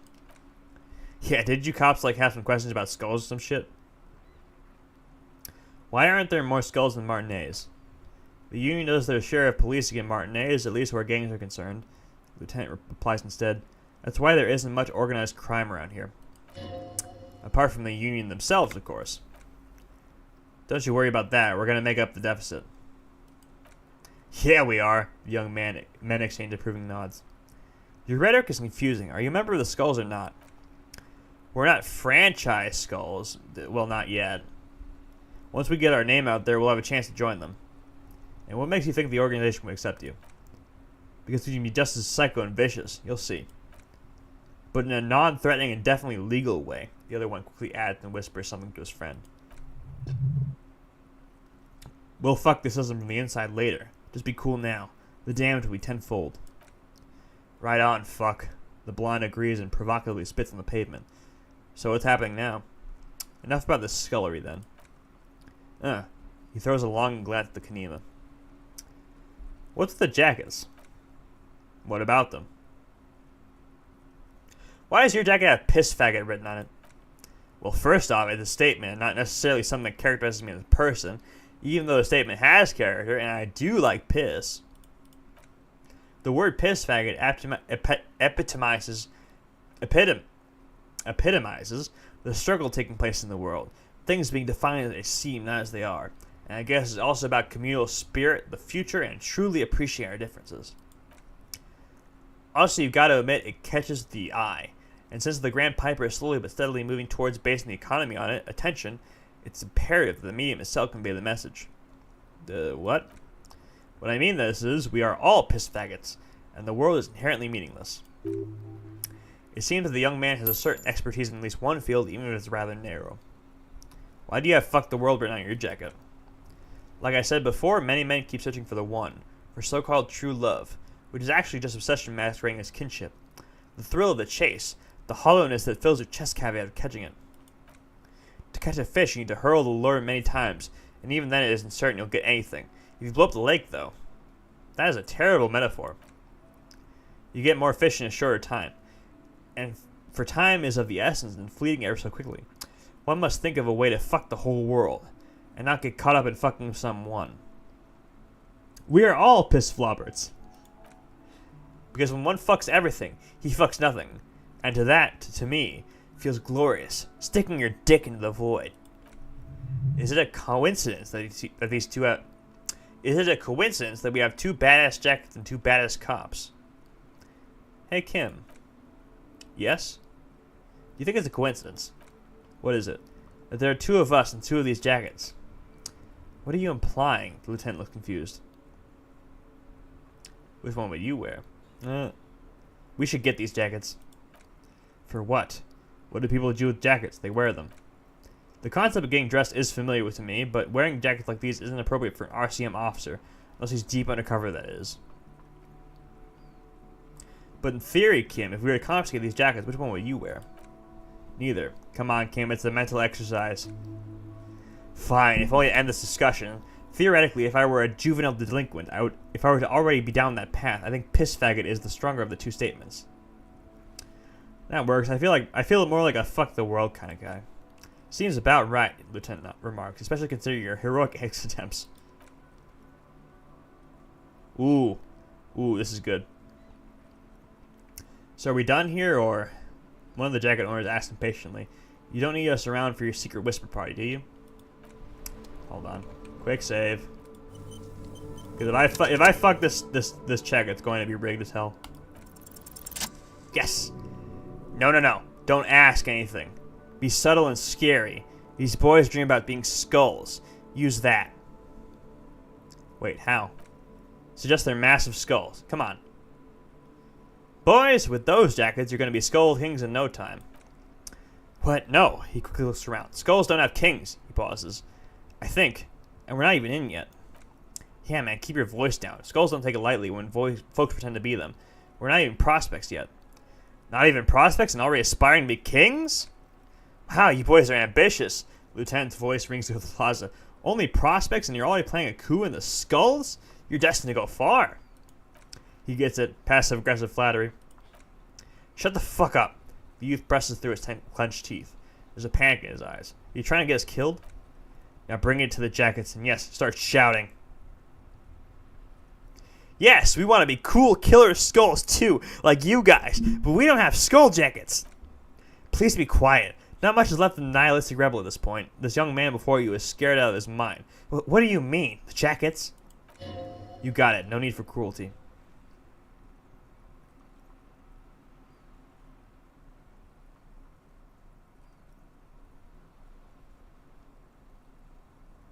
Yes, the jackets. Oh man, his shoulders slump under the weight of sadness. Okay, he says finally. I get it. Skulls don't really wear slogans anyway. That was stupid. Fuck. The other one sighs deeply. Got him! The lieutenant watches the boys take their jackets off with mild amusement. As you say you're more of a piss faggot guy, I'll take the other one. I'm absolutely okay with not having either one, thank you. Why not? They're a pair. We could really raise hell. Go undercover. Hard. This case doesn't require us to go undercover or raise hell. In fact, I don't think the jackets will be useful at all. I just want them to not have them anymore. Cold-hearted cop. Still, it's good to know we have a pair, in case the need arises. You can get a fuck the world sweater. Yeah, there's also a shop where you can get Kim's jacket, and it's like $400. It's fucking insane. I might buy it when I have enough money, though. The need will not arise. Pity. The jackets are meant to complete each other. If a man were standing alone on the street corner with piss faggot written on his back, he'd just be an individual that is taking a liking to urine. And fuck the world, all on its own, is frankly generic. I don't know, Eric. It's cold out. The dark-haired young man is standing to defeat it. The wind blows. Yeah, the blonde man replies, let's get out of here. The cops fucked us. Worth the money, holy shit. Honestly, I might.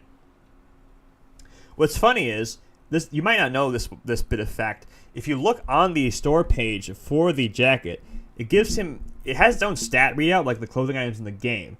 And it apparently gives Kim +1 to hand-eye coordination and +1 to something called Volta Domar, which apparently implies that other characters in this game have like their own stat sheets and their own skills, which is hilarious. You can also buy the Torque Dork shorts, and it gives him +1 to connect dressage, which I think is hilarious. Anyway, we got the jacket. Whoa, yeah. Now that's good. You finally made it, haven't you? People point fingers at you and whisper to each other when you pass by, wondering to themselves, where that man gets a cool jacket. Did he receive it upon graduating the Ecole Normale Supérieure de Badasserie? Is he dangerous? Damn right I'm dangerous. You are very dangerous, my friend. Dangerous and cool. In fact, no one dares say a single thing about the jacket. But believe me, they're all very impressed.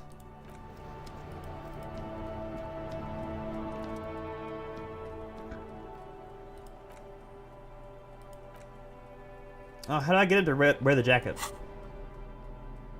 Shit. Did I miss the opportunity? I need a fan game through Kim's perspective where he gets his own skills. Honestly, if the studio didn't get shut down like they did, I firmly believe there would have been a Kim DLC. Because like there's bits of lore that kind of imply that. I don't know. But yeah, I don't know how to convince him to wear the other jacket, but you know, whatever. We'll get fucked the world, who knows? Who cares? What are we doing? What were we doing next? Hold on. Whirling in rags, okay.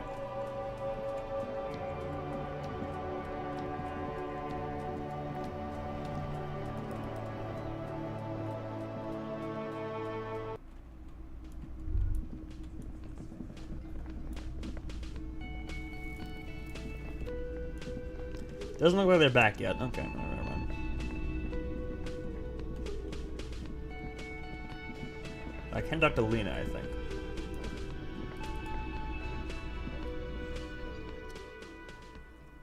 Oh, hello, dear. I didn't notice you at first. Oh, it's a passive check? Oh, fuck. I thought it was an active check. Oh, well. Next time. I ran into your husband on the coast. Goodness, how is he? Did he say why he hasn't returned yet? The old woman clasped her hands together over her blanket. He's fine, ma'am. He couldn't get back earlier because the water lock on the canal was broken. Now he's just finishing up some work. Ah, yes, that's my Morel. He's bound to catch a cold, staying out there for so long. But I'm so relieved to hear that he's okay. Thank you for putting an old woman's heart at ease, even if a little. What do your stats look like? They look like this. I have a rhetoric of 0, apparently. Fantastic. Yeah, I did mostly physical and psyche, I think, for this one. Mostly because I think I was trying to get the half-light check with Garty, but I still failed it for some reason. And yeah, my savoir-faire has always been very small. What am I gonna level up? Shivers. Get that up there. You haven't, however. There are dangers out there. Our aging bodies failed. The heart won't rest until Morel is safely back with her. Never told me you've seen the Phasmid. Oh, you don't want to hear about some old woman's ramblings? No, really, I want to know. Reflexively, the lieutenant readies his familiar notebook. Well, it was summer, she starts. I was building a racing track out of sand on the beach near a tall stand of reeds. Quite a tall one, many times my height. I remember when all of a sudden... Where was this and how old were you? Oh, I'm getting ahead of myself. I was 5 and a half in Bentoncourt, in the suburbs. My grandmother had a summer home there. Bentoncourt got bombed in the war. It used to be quite near, circa 20 kilometers from here. What happened? Strangest moment of my life. I looked up and one of the reeds moved. Not like a plant, but like a living thing. It stood up and looked at me. Its body unfolded like some antique toy. I'd never seen anything like it. She had no fear, just surprise. I didn't know this could happen, so I reached my arm and touched the thing. It felt like just a stalk of reed, but it moved, swaying and towering above me. She looks at you. After a while, 20 seconds, a minute maybe, it left, went into the reeds.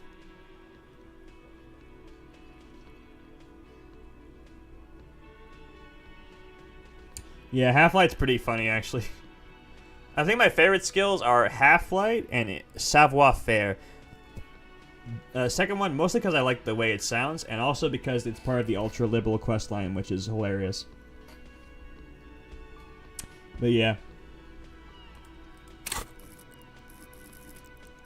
I think one time I randomly got the fascism thought from endurance while I was talking to Measurehead, and I was like, hang on, hang on. We're not doing that. No, thank you. Yeah. I think encyclopedia is my specialized. Yeah, it's my signature skill. That was suggested by my friend because it gives you a lot of lore. I didn't know this could happen, so I reached my arm around and touched the thing. It felt like just a stalk of reed, but it moved, swaying, towering above me. She looks at you. After a while, 20 seconds, a minute, did you follow it? I tried, but I was only a child. There was mud and high water. I couldn't see it anymore. I was just standing there, knee-deep in mud, looking around me. Where did you go? Don't go. Then what? I ran back home to my grandmother and asked if her reeds could walk and told her they were looking at me. She chuckles. Of course, she just laughed at me, but I knew what I'd seen. Savvy's awesome. I love Savvy, yeah. For years, it was a story I told at parties when I wanted to impress boys, that sort of thing. She brushed her hair back. Of course, most people just took it as a strange, amusing anecdote. So did I, honestly, but then I met Morel. We were on our first date when I told him my story. You should have seen his face. She smiles. He said my descriptions matched the phasma down to a T. Its white marble limbs, the way it moved. You were on a date? Oh, at first, yes, the old woman sighs tenderly. Its limbs are white? Not all of them as far as I remember, but some of them on the inside, like stalks of marble, if that makes sense. How big was it? It's hard to say how big things are when you're quite small yourself. To me, it seemed to be taller than I was then, but that's probably not the case. What if it is the case? My favorites are Half-Light, Electrochemistry, and Rhetoric. Yeah, I like Electrochemistry too, although it's not a very helpful skill usually. Maybe you imagined it, Lena? Of course, I thought about it, but Morel says my report matches with the others, and I'm sure I hadn't heard the phasma of the child, nor did my mother or my grandmother. So how did I know what to imagine? It was only when I started telling my story as a teenager that boys would tell me. Lena, she lowers her voice, imitating a boy. You trying to tell us you saw the insulinian phasma out there in those reeds? Get out of here. She smiles. They just give me a cider and ruffle my hair and tell me to stop dreaming, but I saw it. Haha, women. No, I'm kidding.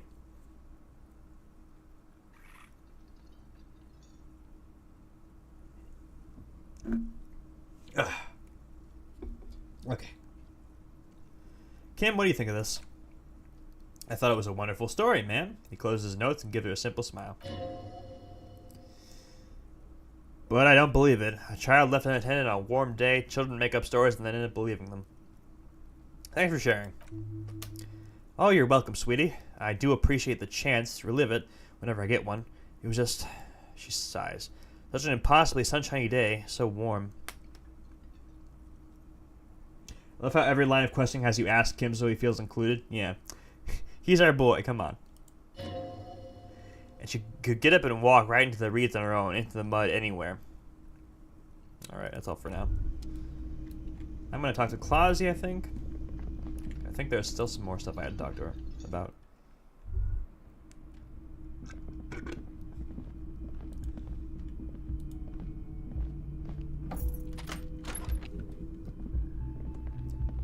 Honor cop closes the door.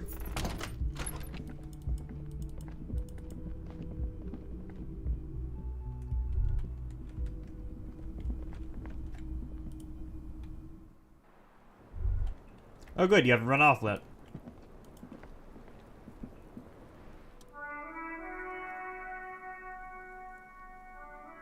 Snowing. Try again with sobbed. Okay.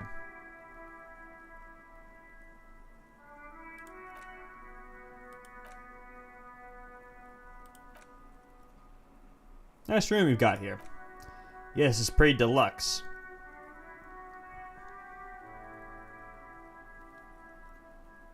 Harry always does that because he needs to be validated by him. The two have a lot of romantic tension. Honestly, yeah. It's funny because the one piece of dialogue that confirms Kim as gay, it's from you spending 8 hours mulling over your own sexuality. It's hilarious. Yeah, I've kind of debated getting homosexual underground because I know it's a useless thought that gives you nothing. And I don't want to really take up my slot like that, you know. So, whatever. What are you doing in here in the whirling in rags? I'm wintering. How long have you been staying here? Chuck likes. About 4 months. I came in November. Why here? Here in the Whirling, here in Martinet, or here in Revachol? Here in the Whirling. Because the funkiest building in Martinet is because the other buildings are bombed to hell. Shit. You have quite the collection of prescription drugs down there. Thank you. I put a lot of time and effort into it, she says without any discernible irony. Technically, possession of narcotics is legal in Revachol, but you should still reprimand her. Narcomania is something to be proud of, miss. She almost spits out her coffee. What did you say? You heard what I said. Narcomania is a serious issue and nothing to scoff at, miss. Oh my god, now it's turning into narcomania. It's gotta be serious if it's 2 words. Her face lights up with laughter. I'm sorry, she gathered herself. You seem to have, among other things, peptide. Oh yes, one of my favorites. It cures many ailments. Like what? Like not being able to stay up for 36 hours, she thinks. Not being happy. It cures those ailments. It's just a mirrored speed molecule, basically. Harry's lucky it only took him 8 hours to figure out his sexuality. It took me 8 years. Bro, it took me, 18 years. The collection includes Nacra, an opioid antagonist. Comes in handy when you've done too many opioids. Is that something that happens to you often, miss? His tone isn't aggressive, just inquisitive. Better safe than sorry. She takes a drag and smiles. As far as that goes, then. Where's that door lead to? I have no idea, officer. She looks like calmly.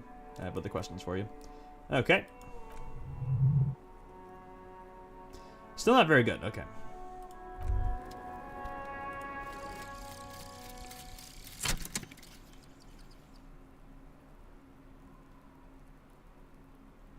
You sharpen your senses by being on the lookout for missing persons.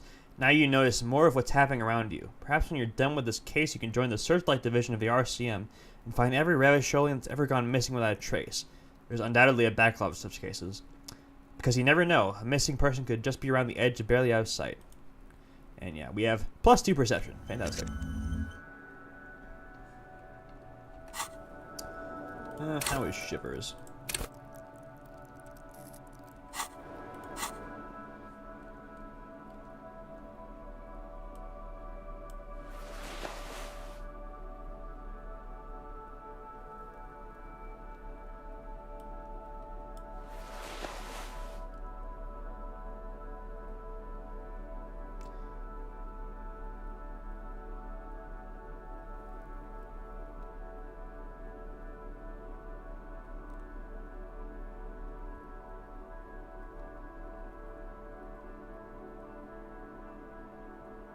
Alright, that's everything. You made the right call there. It feels good. Pure. About what? I'm talking about your zero tolerance policy towards the mania of narco. You're in the right there. Powerful stance. Would you like to take it up a notch? Would you like to become an anti-narcomania zealot? I am pure and steadfast. Totally uncorrupted by narco. Yes, you're pure. Unravaged by narco. Of course, it's pretty obvious you've done a lot of drugs in the past and will probably do more in the future, but that doesn't matter. And my proclivity for smoking doesn't hurt? No, by supporting the traditional tobacco industry, you keep the narco mills in check. If anything, you should smoke more. Tobacco smoke also wards off narco spirits. I'm ready to start saving lives. That's good to hear, the Lieutenant acknowledges your strange mumbling. He does not have any narcotics visibly on him as he says it. Good. Fantastic. Oh yeah, I also got the, which one was it? Honor Cop, yes. I got the Honor Cop thought. And when I got that thought from the first time from Authority, that was probably my favorite bit of voice acting. Especially when I stuck my thumb in my ass. Oh man, I love that part. Okay. This is still bad.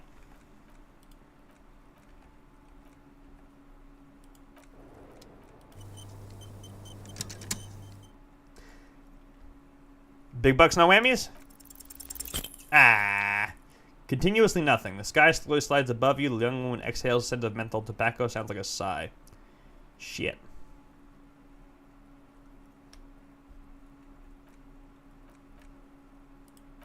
Is it still up there? What is?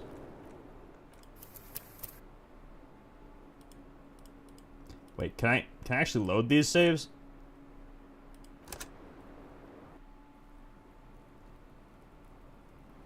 Okay, they do work.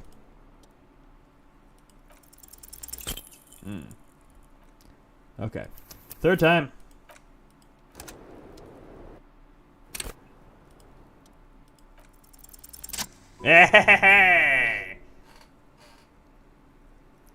You know what? It's cheesy, but I don't care. She's probably gonna be gone soon anyway.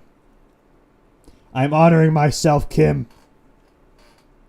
Yeah, dude. That actually, I might clip that and upload it as its own video just for fun. I can't make it into a short because YouTube.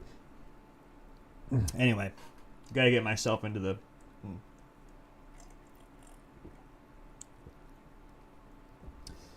A warm column of air rises around you, encircling the building you stand on. You feel its twisting shape.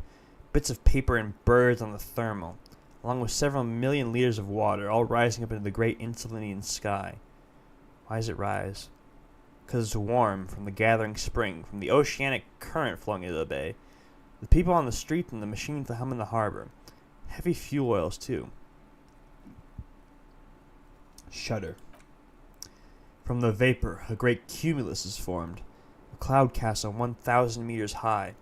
A flock of seagulls screams, hitchhiking on the thermal. They too are part of the procession, the honor watch. For whom? For her, the guest, waiting. Is she safe here? As safe as you keep her. What is she waiting for? For Gloria. Soon these clouds will all fall down as rain. Spring will come. 2 more months, maybe less. It's time. Miss, what are you waiting for? You mean here, in Martinez? She takes a drag, slow and long. Nod. I'm waiting for the miracle to happen. It'll take one to get me out of the mess I'm in. And what would that miracle be? The return, of course. She smiles. Now, I know I'm not from around here. I would only be hitchhiking. The return is a big hit in the industrial espionage circles. A lot of desperate seedy types here. All screwed up in this unipolar world. Honor watch! What is the return? Don't you know, sir? I thought you were from around here. You look like Mr. Revachol. Humor me. The return? Well, it's part urban myth, part political science. It's a fool's hope, sir, and it's also all I've got. They say there will be an event, but it will happen somewhere here. She looks around at the sky. In Revachol West. They say it will happen soon. That will change everything. Le Tour, Lieutenant says, his forehead furrowed, and he puts his notes down. Some political event? How do you know of this? As I said, there's talk in the competitive intelligence crowd. A lot of people like me who need a new color on the map. It's all blue, you see, and that blue doesn't like us. You came all this way because of a rumor? No, I came all this way on a false passport and some money. To hide, mostly, in the most volatile part of the Riel Belt, where it's easy to disappear. Where the walls are still porous and you can slip through. This is just something to get me through the night, you know? A little esperance. Still, the story influenced her choice of where to run. Must have some hidden layers. How soon will it happen? Soon. But it's been soon for almost half a century now, so don't hold your breath. No need to worry, Lieutenant. She turns to the Lieutenant. I'm sure the streets will not erupt in seditious violence just yet. These streets? He looks over the railing. I'm not so sure, miss. The return of what exactly? Of the king, of the nation, of communism, return on investment? She tilts her head. I don't know exactly. It's meant to be vague, as promises generally are. But at the same time, I mean, things can't go on like this forever. Something will give. It always does. Is this why you said you'd like to surrender in a free Rachel? Yeah. She looks at the sky, then at you. I guess it is. Thank you. One last question. Do you really think it will happen? I do. She lights another one. I don't. Don't be so sure. Lieutenant looks at the sea. Something is coming. Trouble. It'll be a hard spring. I don't know what it is exactly, but... He shakes his head. Something is happening in this city. She nods, a puff of smoke. I can feel it when I'm out here at night. Her thought trails off. The wind picks up again. Above her, a great cumulus cloud rises, ready to fall down with precipitation. April will come, then May. A month, maybe 2 from now. You shudder. The feeling dissipates. The thought ends. Alright. It's pronounced Rael, not real. Well, I'm going to pronounce it the wrong anyway, so you're going to have to get used to it.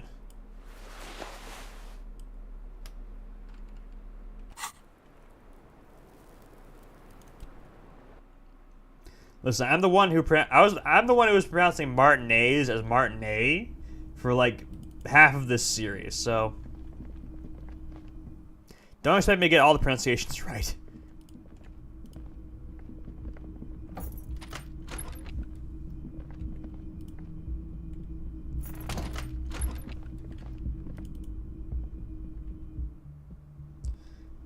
No, don't share my great shame with everyone. Don't share my great shame. No. Hang on, I gotta talk to this guy for no perceptible reason.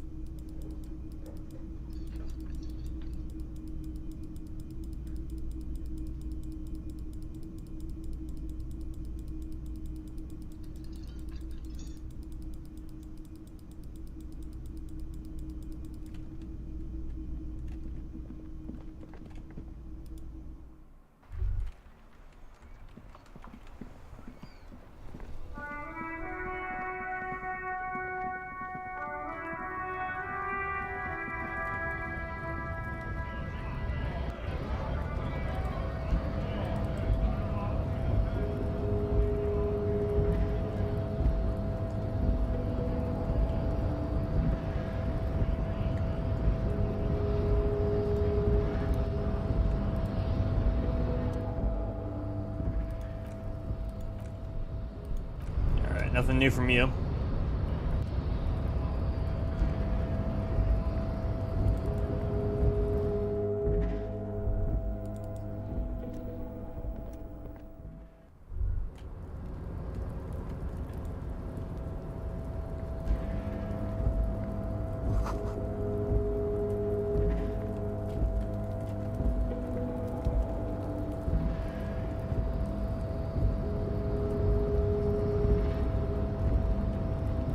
Okay, let's see if I can get this thing to open now.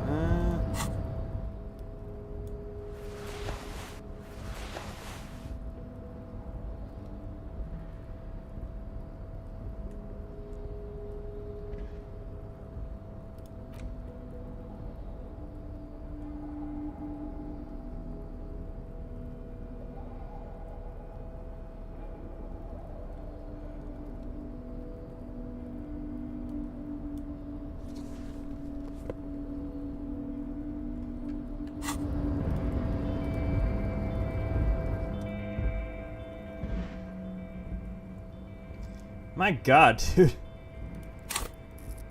My rhetoric is very low. Like, oof. Okay. We'll have to go back to this later.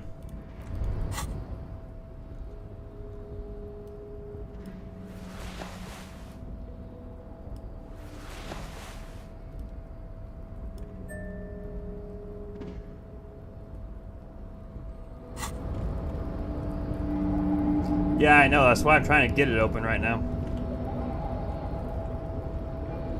So I guess we'll have to focus down rhetoric.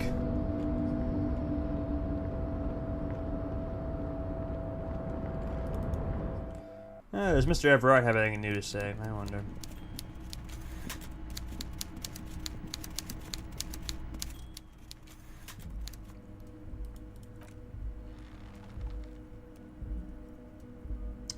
It's done. I mailed the signatures you asked me to mail. The golden boy returns once more. Wonderful, simply wonderful, Harry.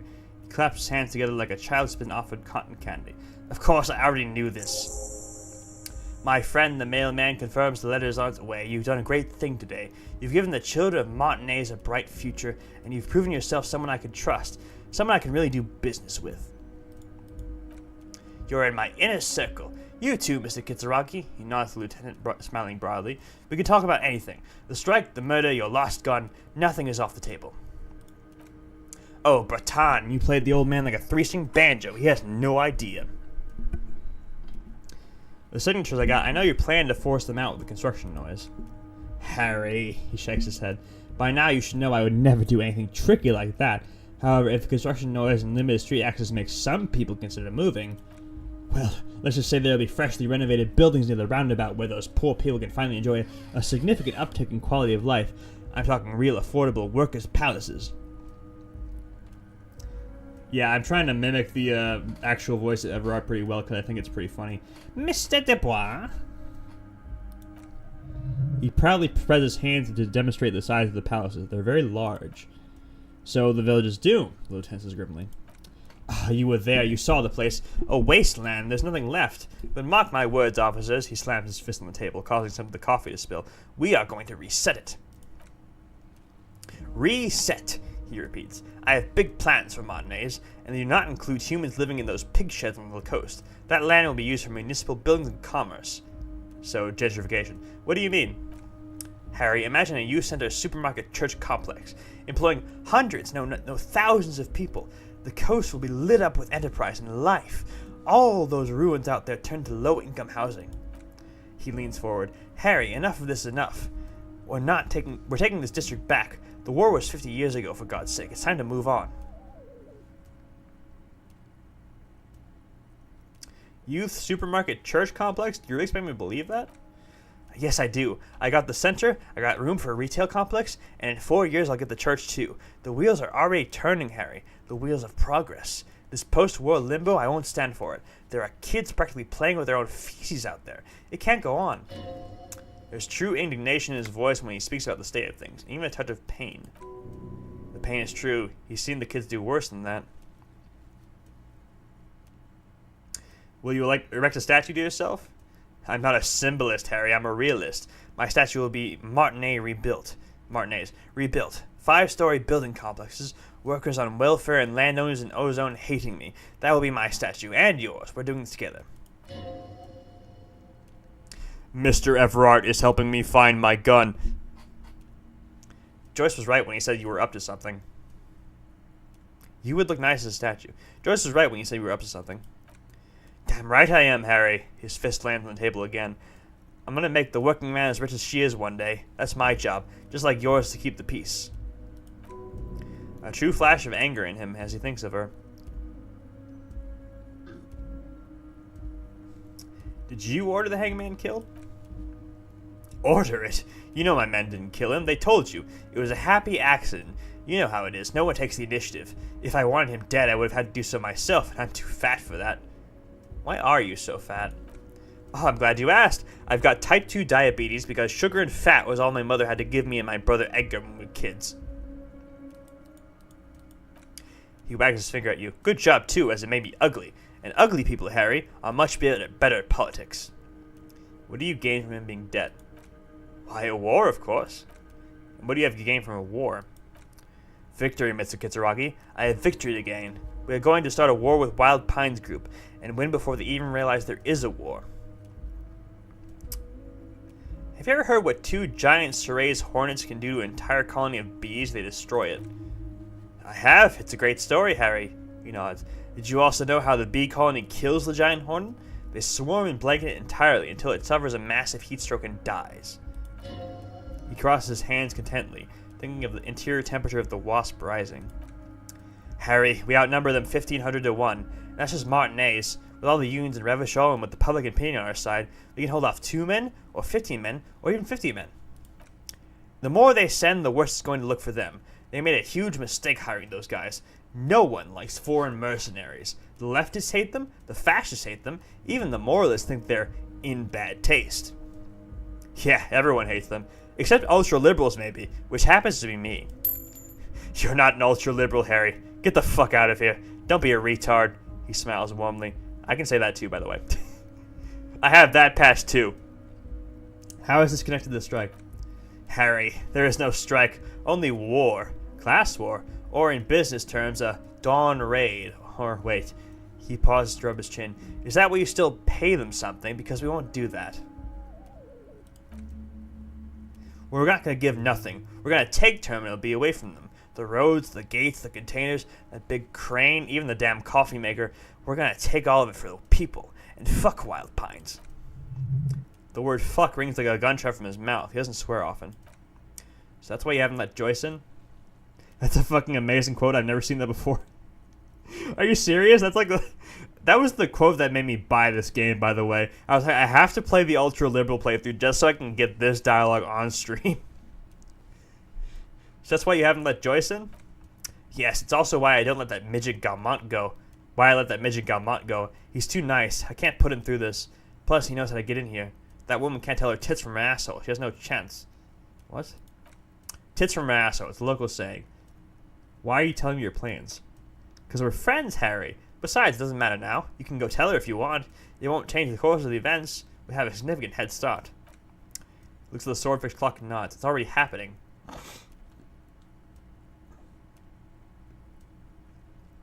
Sorry. Who killed the hangman? No idea. Could have been his own mother for all I know. If you ever find the guy, give him a big fat kiss from Everard Clare. Couldn't have done it without him. A guy, huh? How do you know it was the guy?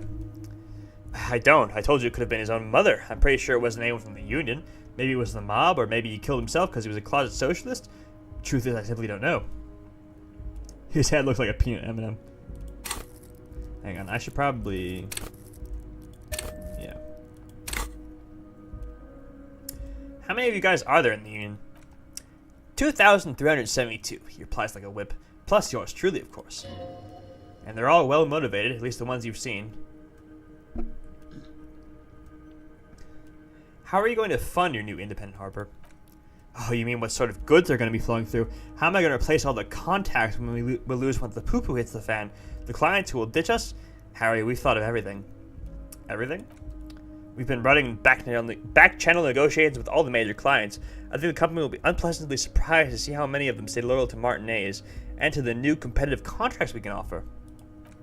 With renewed zeal sparked by communal ownership, the men will be shipping those containers double time. You'll be surprised to see how fast things go without parasites latching on. We'll have our hands free to pursue bold, exotic new revenue streams. That's drugs. Yeah, drugs. Drug trafficking. Oh, drug trafficking. Don't be stupid, Mr. Kitsuragi. There are perfectly legal, 100% ethical chemical factories in the Samaran Isola.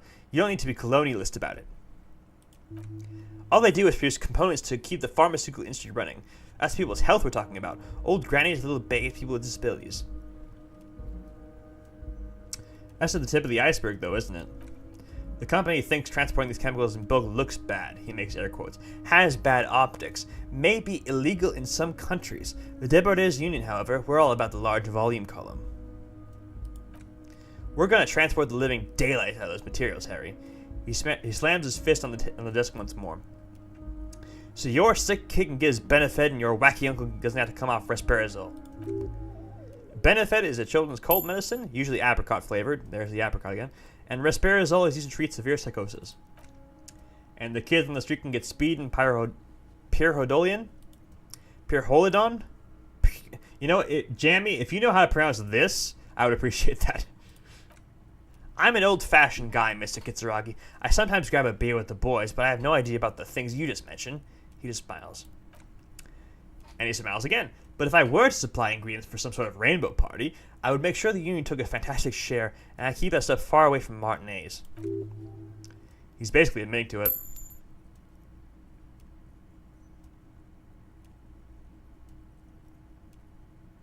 Is Ruby helping you secure this fantastic share? Harry, if I was supplying raw materials to drug manufacturers, I would need an army of rubies. Lieutenant nods slowly. Understood. Drugs are a no-go for me? Pyrroliodone. Okay. Drugs are a no-go for me. I'll report this. Yes, yes, of course. And while you're doing that, please go ahead and also tell the Wild Pines, he snickers. I want to hear them squeal from the indignity. Ugh, gas. Okay. Nothing in his features betrays any concern. Anyway, let's not focus on the sensationalism of the drug trade. This hypothetical drug trade is all anyone ever seems to be interested in. It would only be a small part of the harbor's turnover. Just like the harbor is but a small part of Martinez. So is there a trade or isn't there? Let's look at the big picture. Martinez as a whole. There are little girls out there with dreams of making music, young mothers who want to start businesses, models who want to walk catwalks, and steel welders who want to weld steel. Pyrroliodone. Yeah, that sounds right. I'm gonna unite them all into one economic body. We're gonna incorporate this place to Kingdom Come. Everyone's gonna be on the wealth. Everyone's gonna pull their weight. Let's keep focusing on the drug trade. He was almost admitting to it.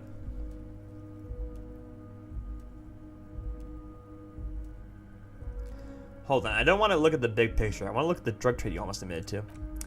No, Harry, that's boring, he sighs. Alright, it's gone. The hypothetical raw materials trade is off the table. It's such a small and insignificant part of the revenue, I'm cutting it. Boys, he looks around the container. Harry felt queasy about it. We're not doing it. Can we talk about my beautiful incorporated Martinez's many-sided business ventures now? This bold new vision of incorporated socialism I'm offering?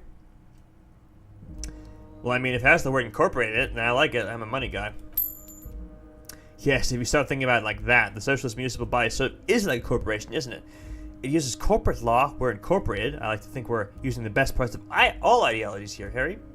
Can I ask you about specific union members? We're way past specific union members now. This is the big time.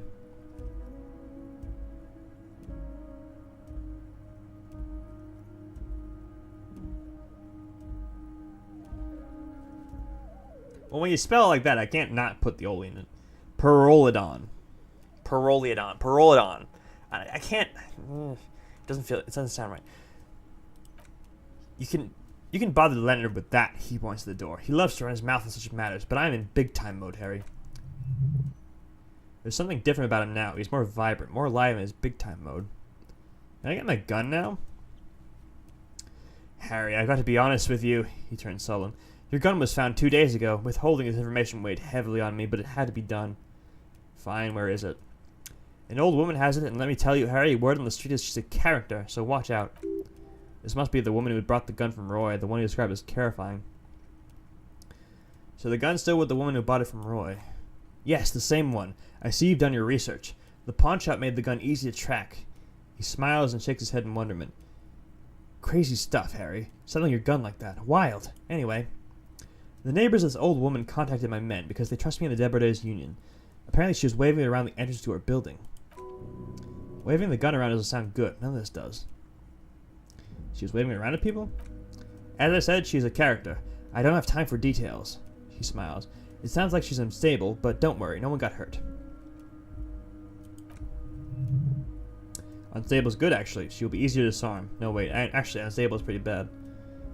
Who is this old woman? Unfortunately, I don't know anymore. You're gonna have to go in blind, Harry, but she's an old lady. How dangerous can she possibly be? Oh, and she calls herself the Pigs. There's it again. The Pigs, like Roy said. Not good at all. I, for one, find it refreshing. Finally, someone calls themselves a pig. A smile flickers in the corner of his mouth. It actually sounds extremely bad, but let's not give him the satisfaction. Can you set us up a meeting? I already have, he holds out his finger. Tonight, starting 2200, near the old fish market on the coast, one on the boardwalk, a little past the fishing village. Be careful, Harry. I would never set you up for anything dangerous, but you did ask for this. Now, he claps his hands. Back to the fun stuff. She'll be there from 22 to 2 o'clock. More fun stuff. Great, Harry, great. I think we have truly built a bridge between Martinet and Jamrock today. Martinez. We have united the RCM and the Deborah's union. Suddenly there's sadness in his tone. This, he points to you than himself, has been so great. I'm sorry we don't have more fun things to do together. But if you ever feel like bouncing something off me, my door is always open. How do you know my name?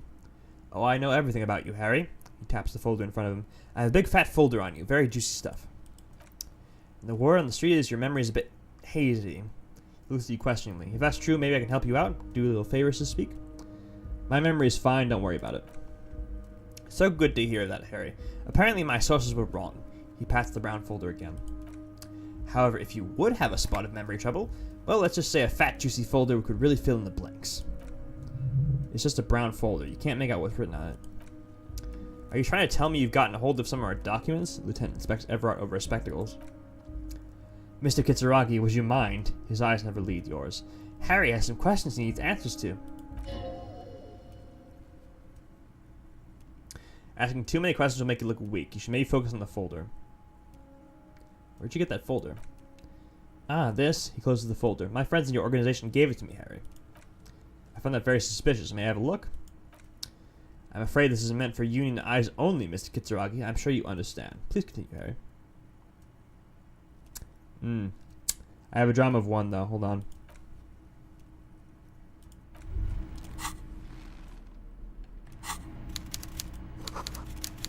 It's not a fishing rod, is it? That's...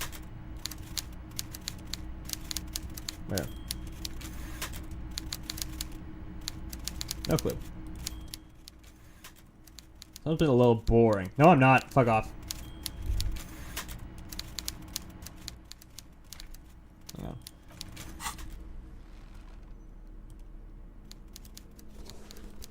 Gotta get in my drum outfit.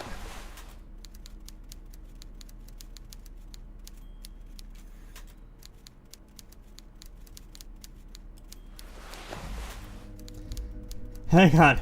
1 second. I'm not boring, you're boring. I think once we do this, we'll probably call it. Because it's been like 2 hours, I think. That's usually my, ooh, +1 drama, hold on. Wait, hold on. Can't stack those.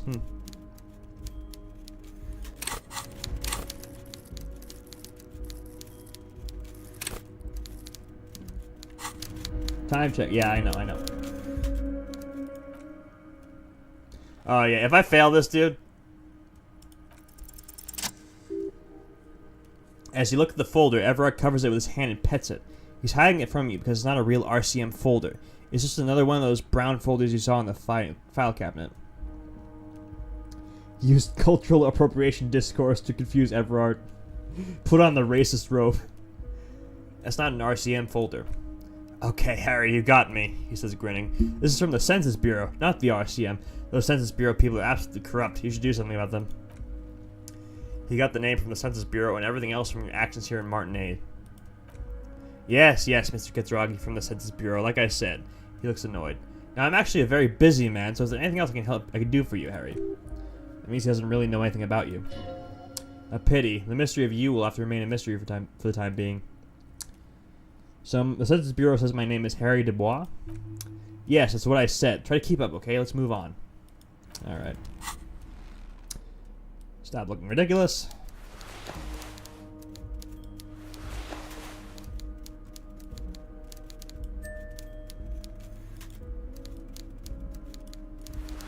Oh shit, hang on.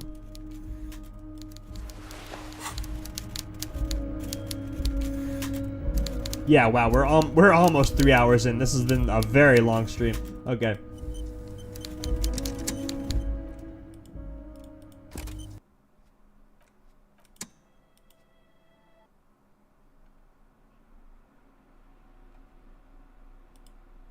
Okay, thank you to everyone who showed up today, including you, Jamie. I appreciate it. Please consider subscribing. We are playing this game. Good night, then, fuck the little fella. Good night to you too. Please consider subscribing. I am playing this whole game. I might do another playthrough in the future. Who knows? But yeah. Good night. God bless. Thank you all for watching, and I'll see you some other time. Probably tomorrow at 8:30 or some sort. I don't know. I'm already subbed. That's good. That's good. All right. But yeah, I'll be back online sometime, probably tomorrow night. Good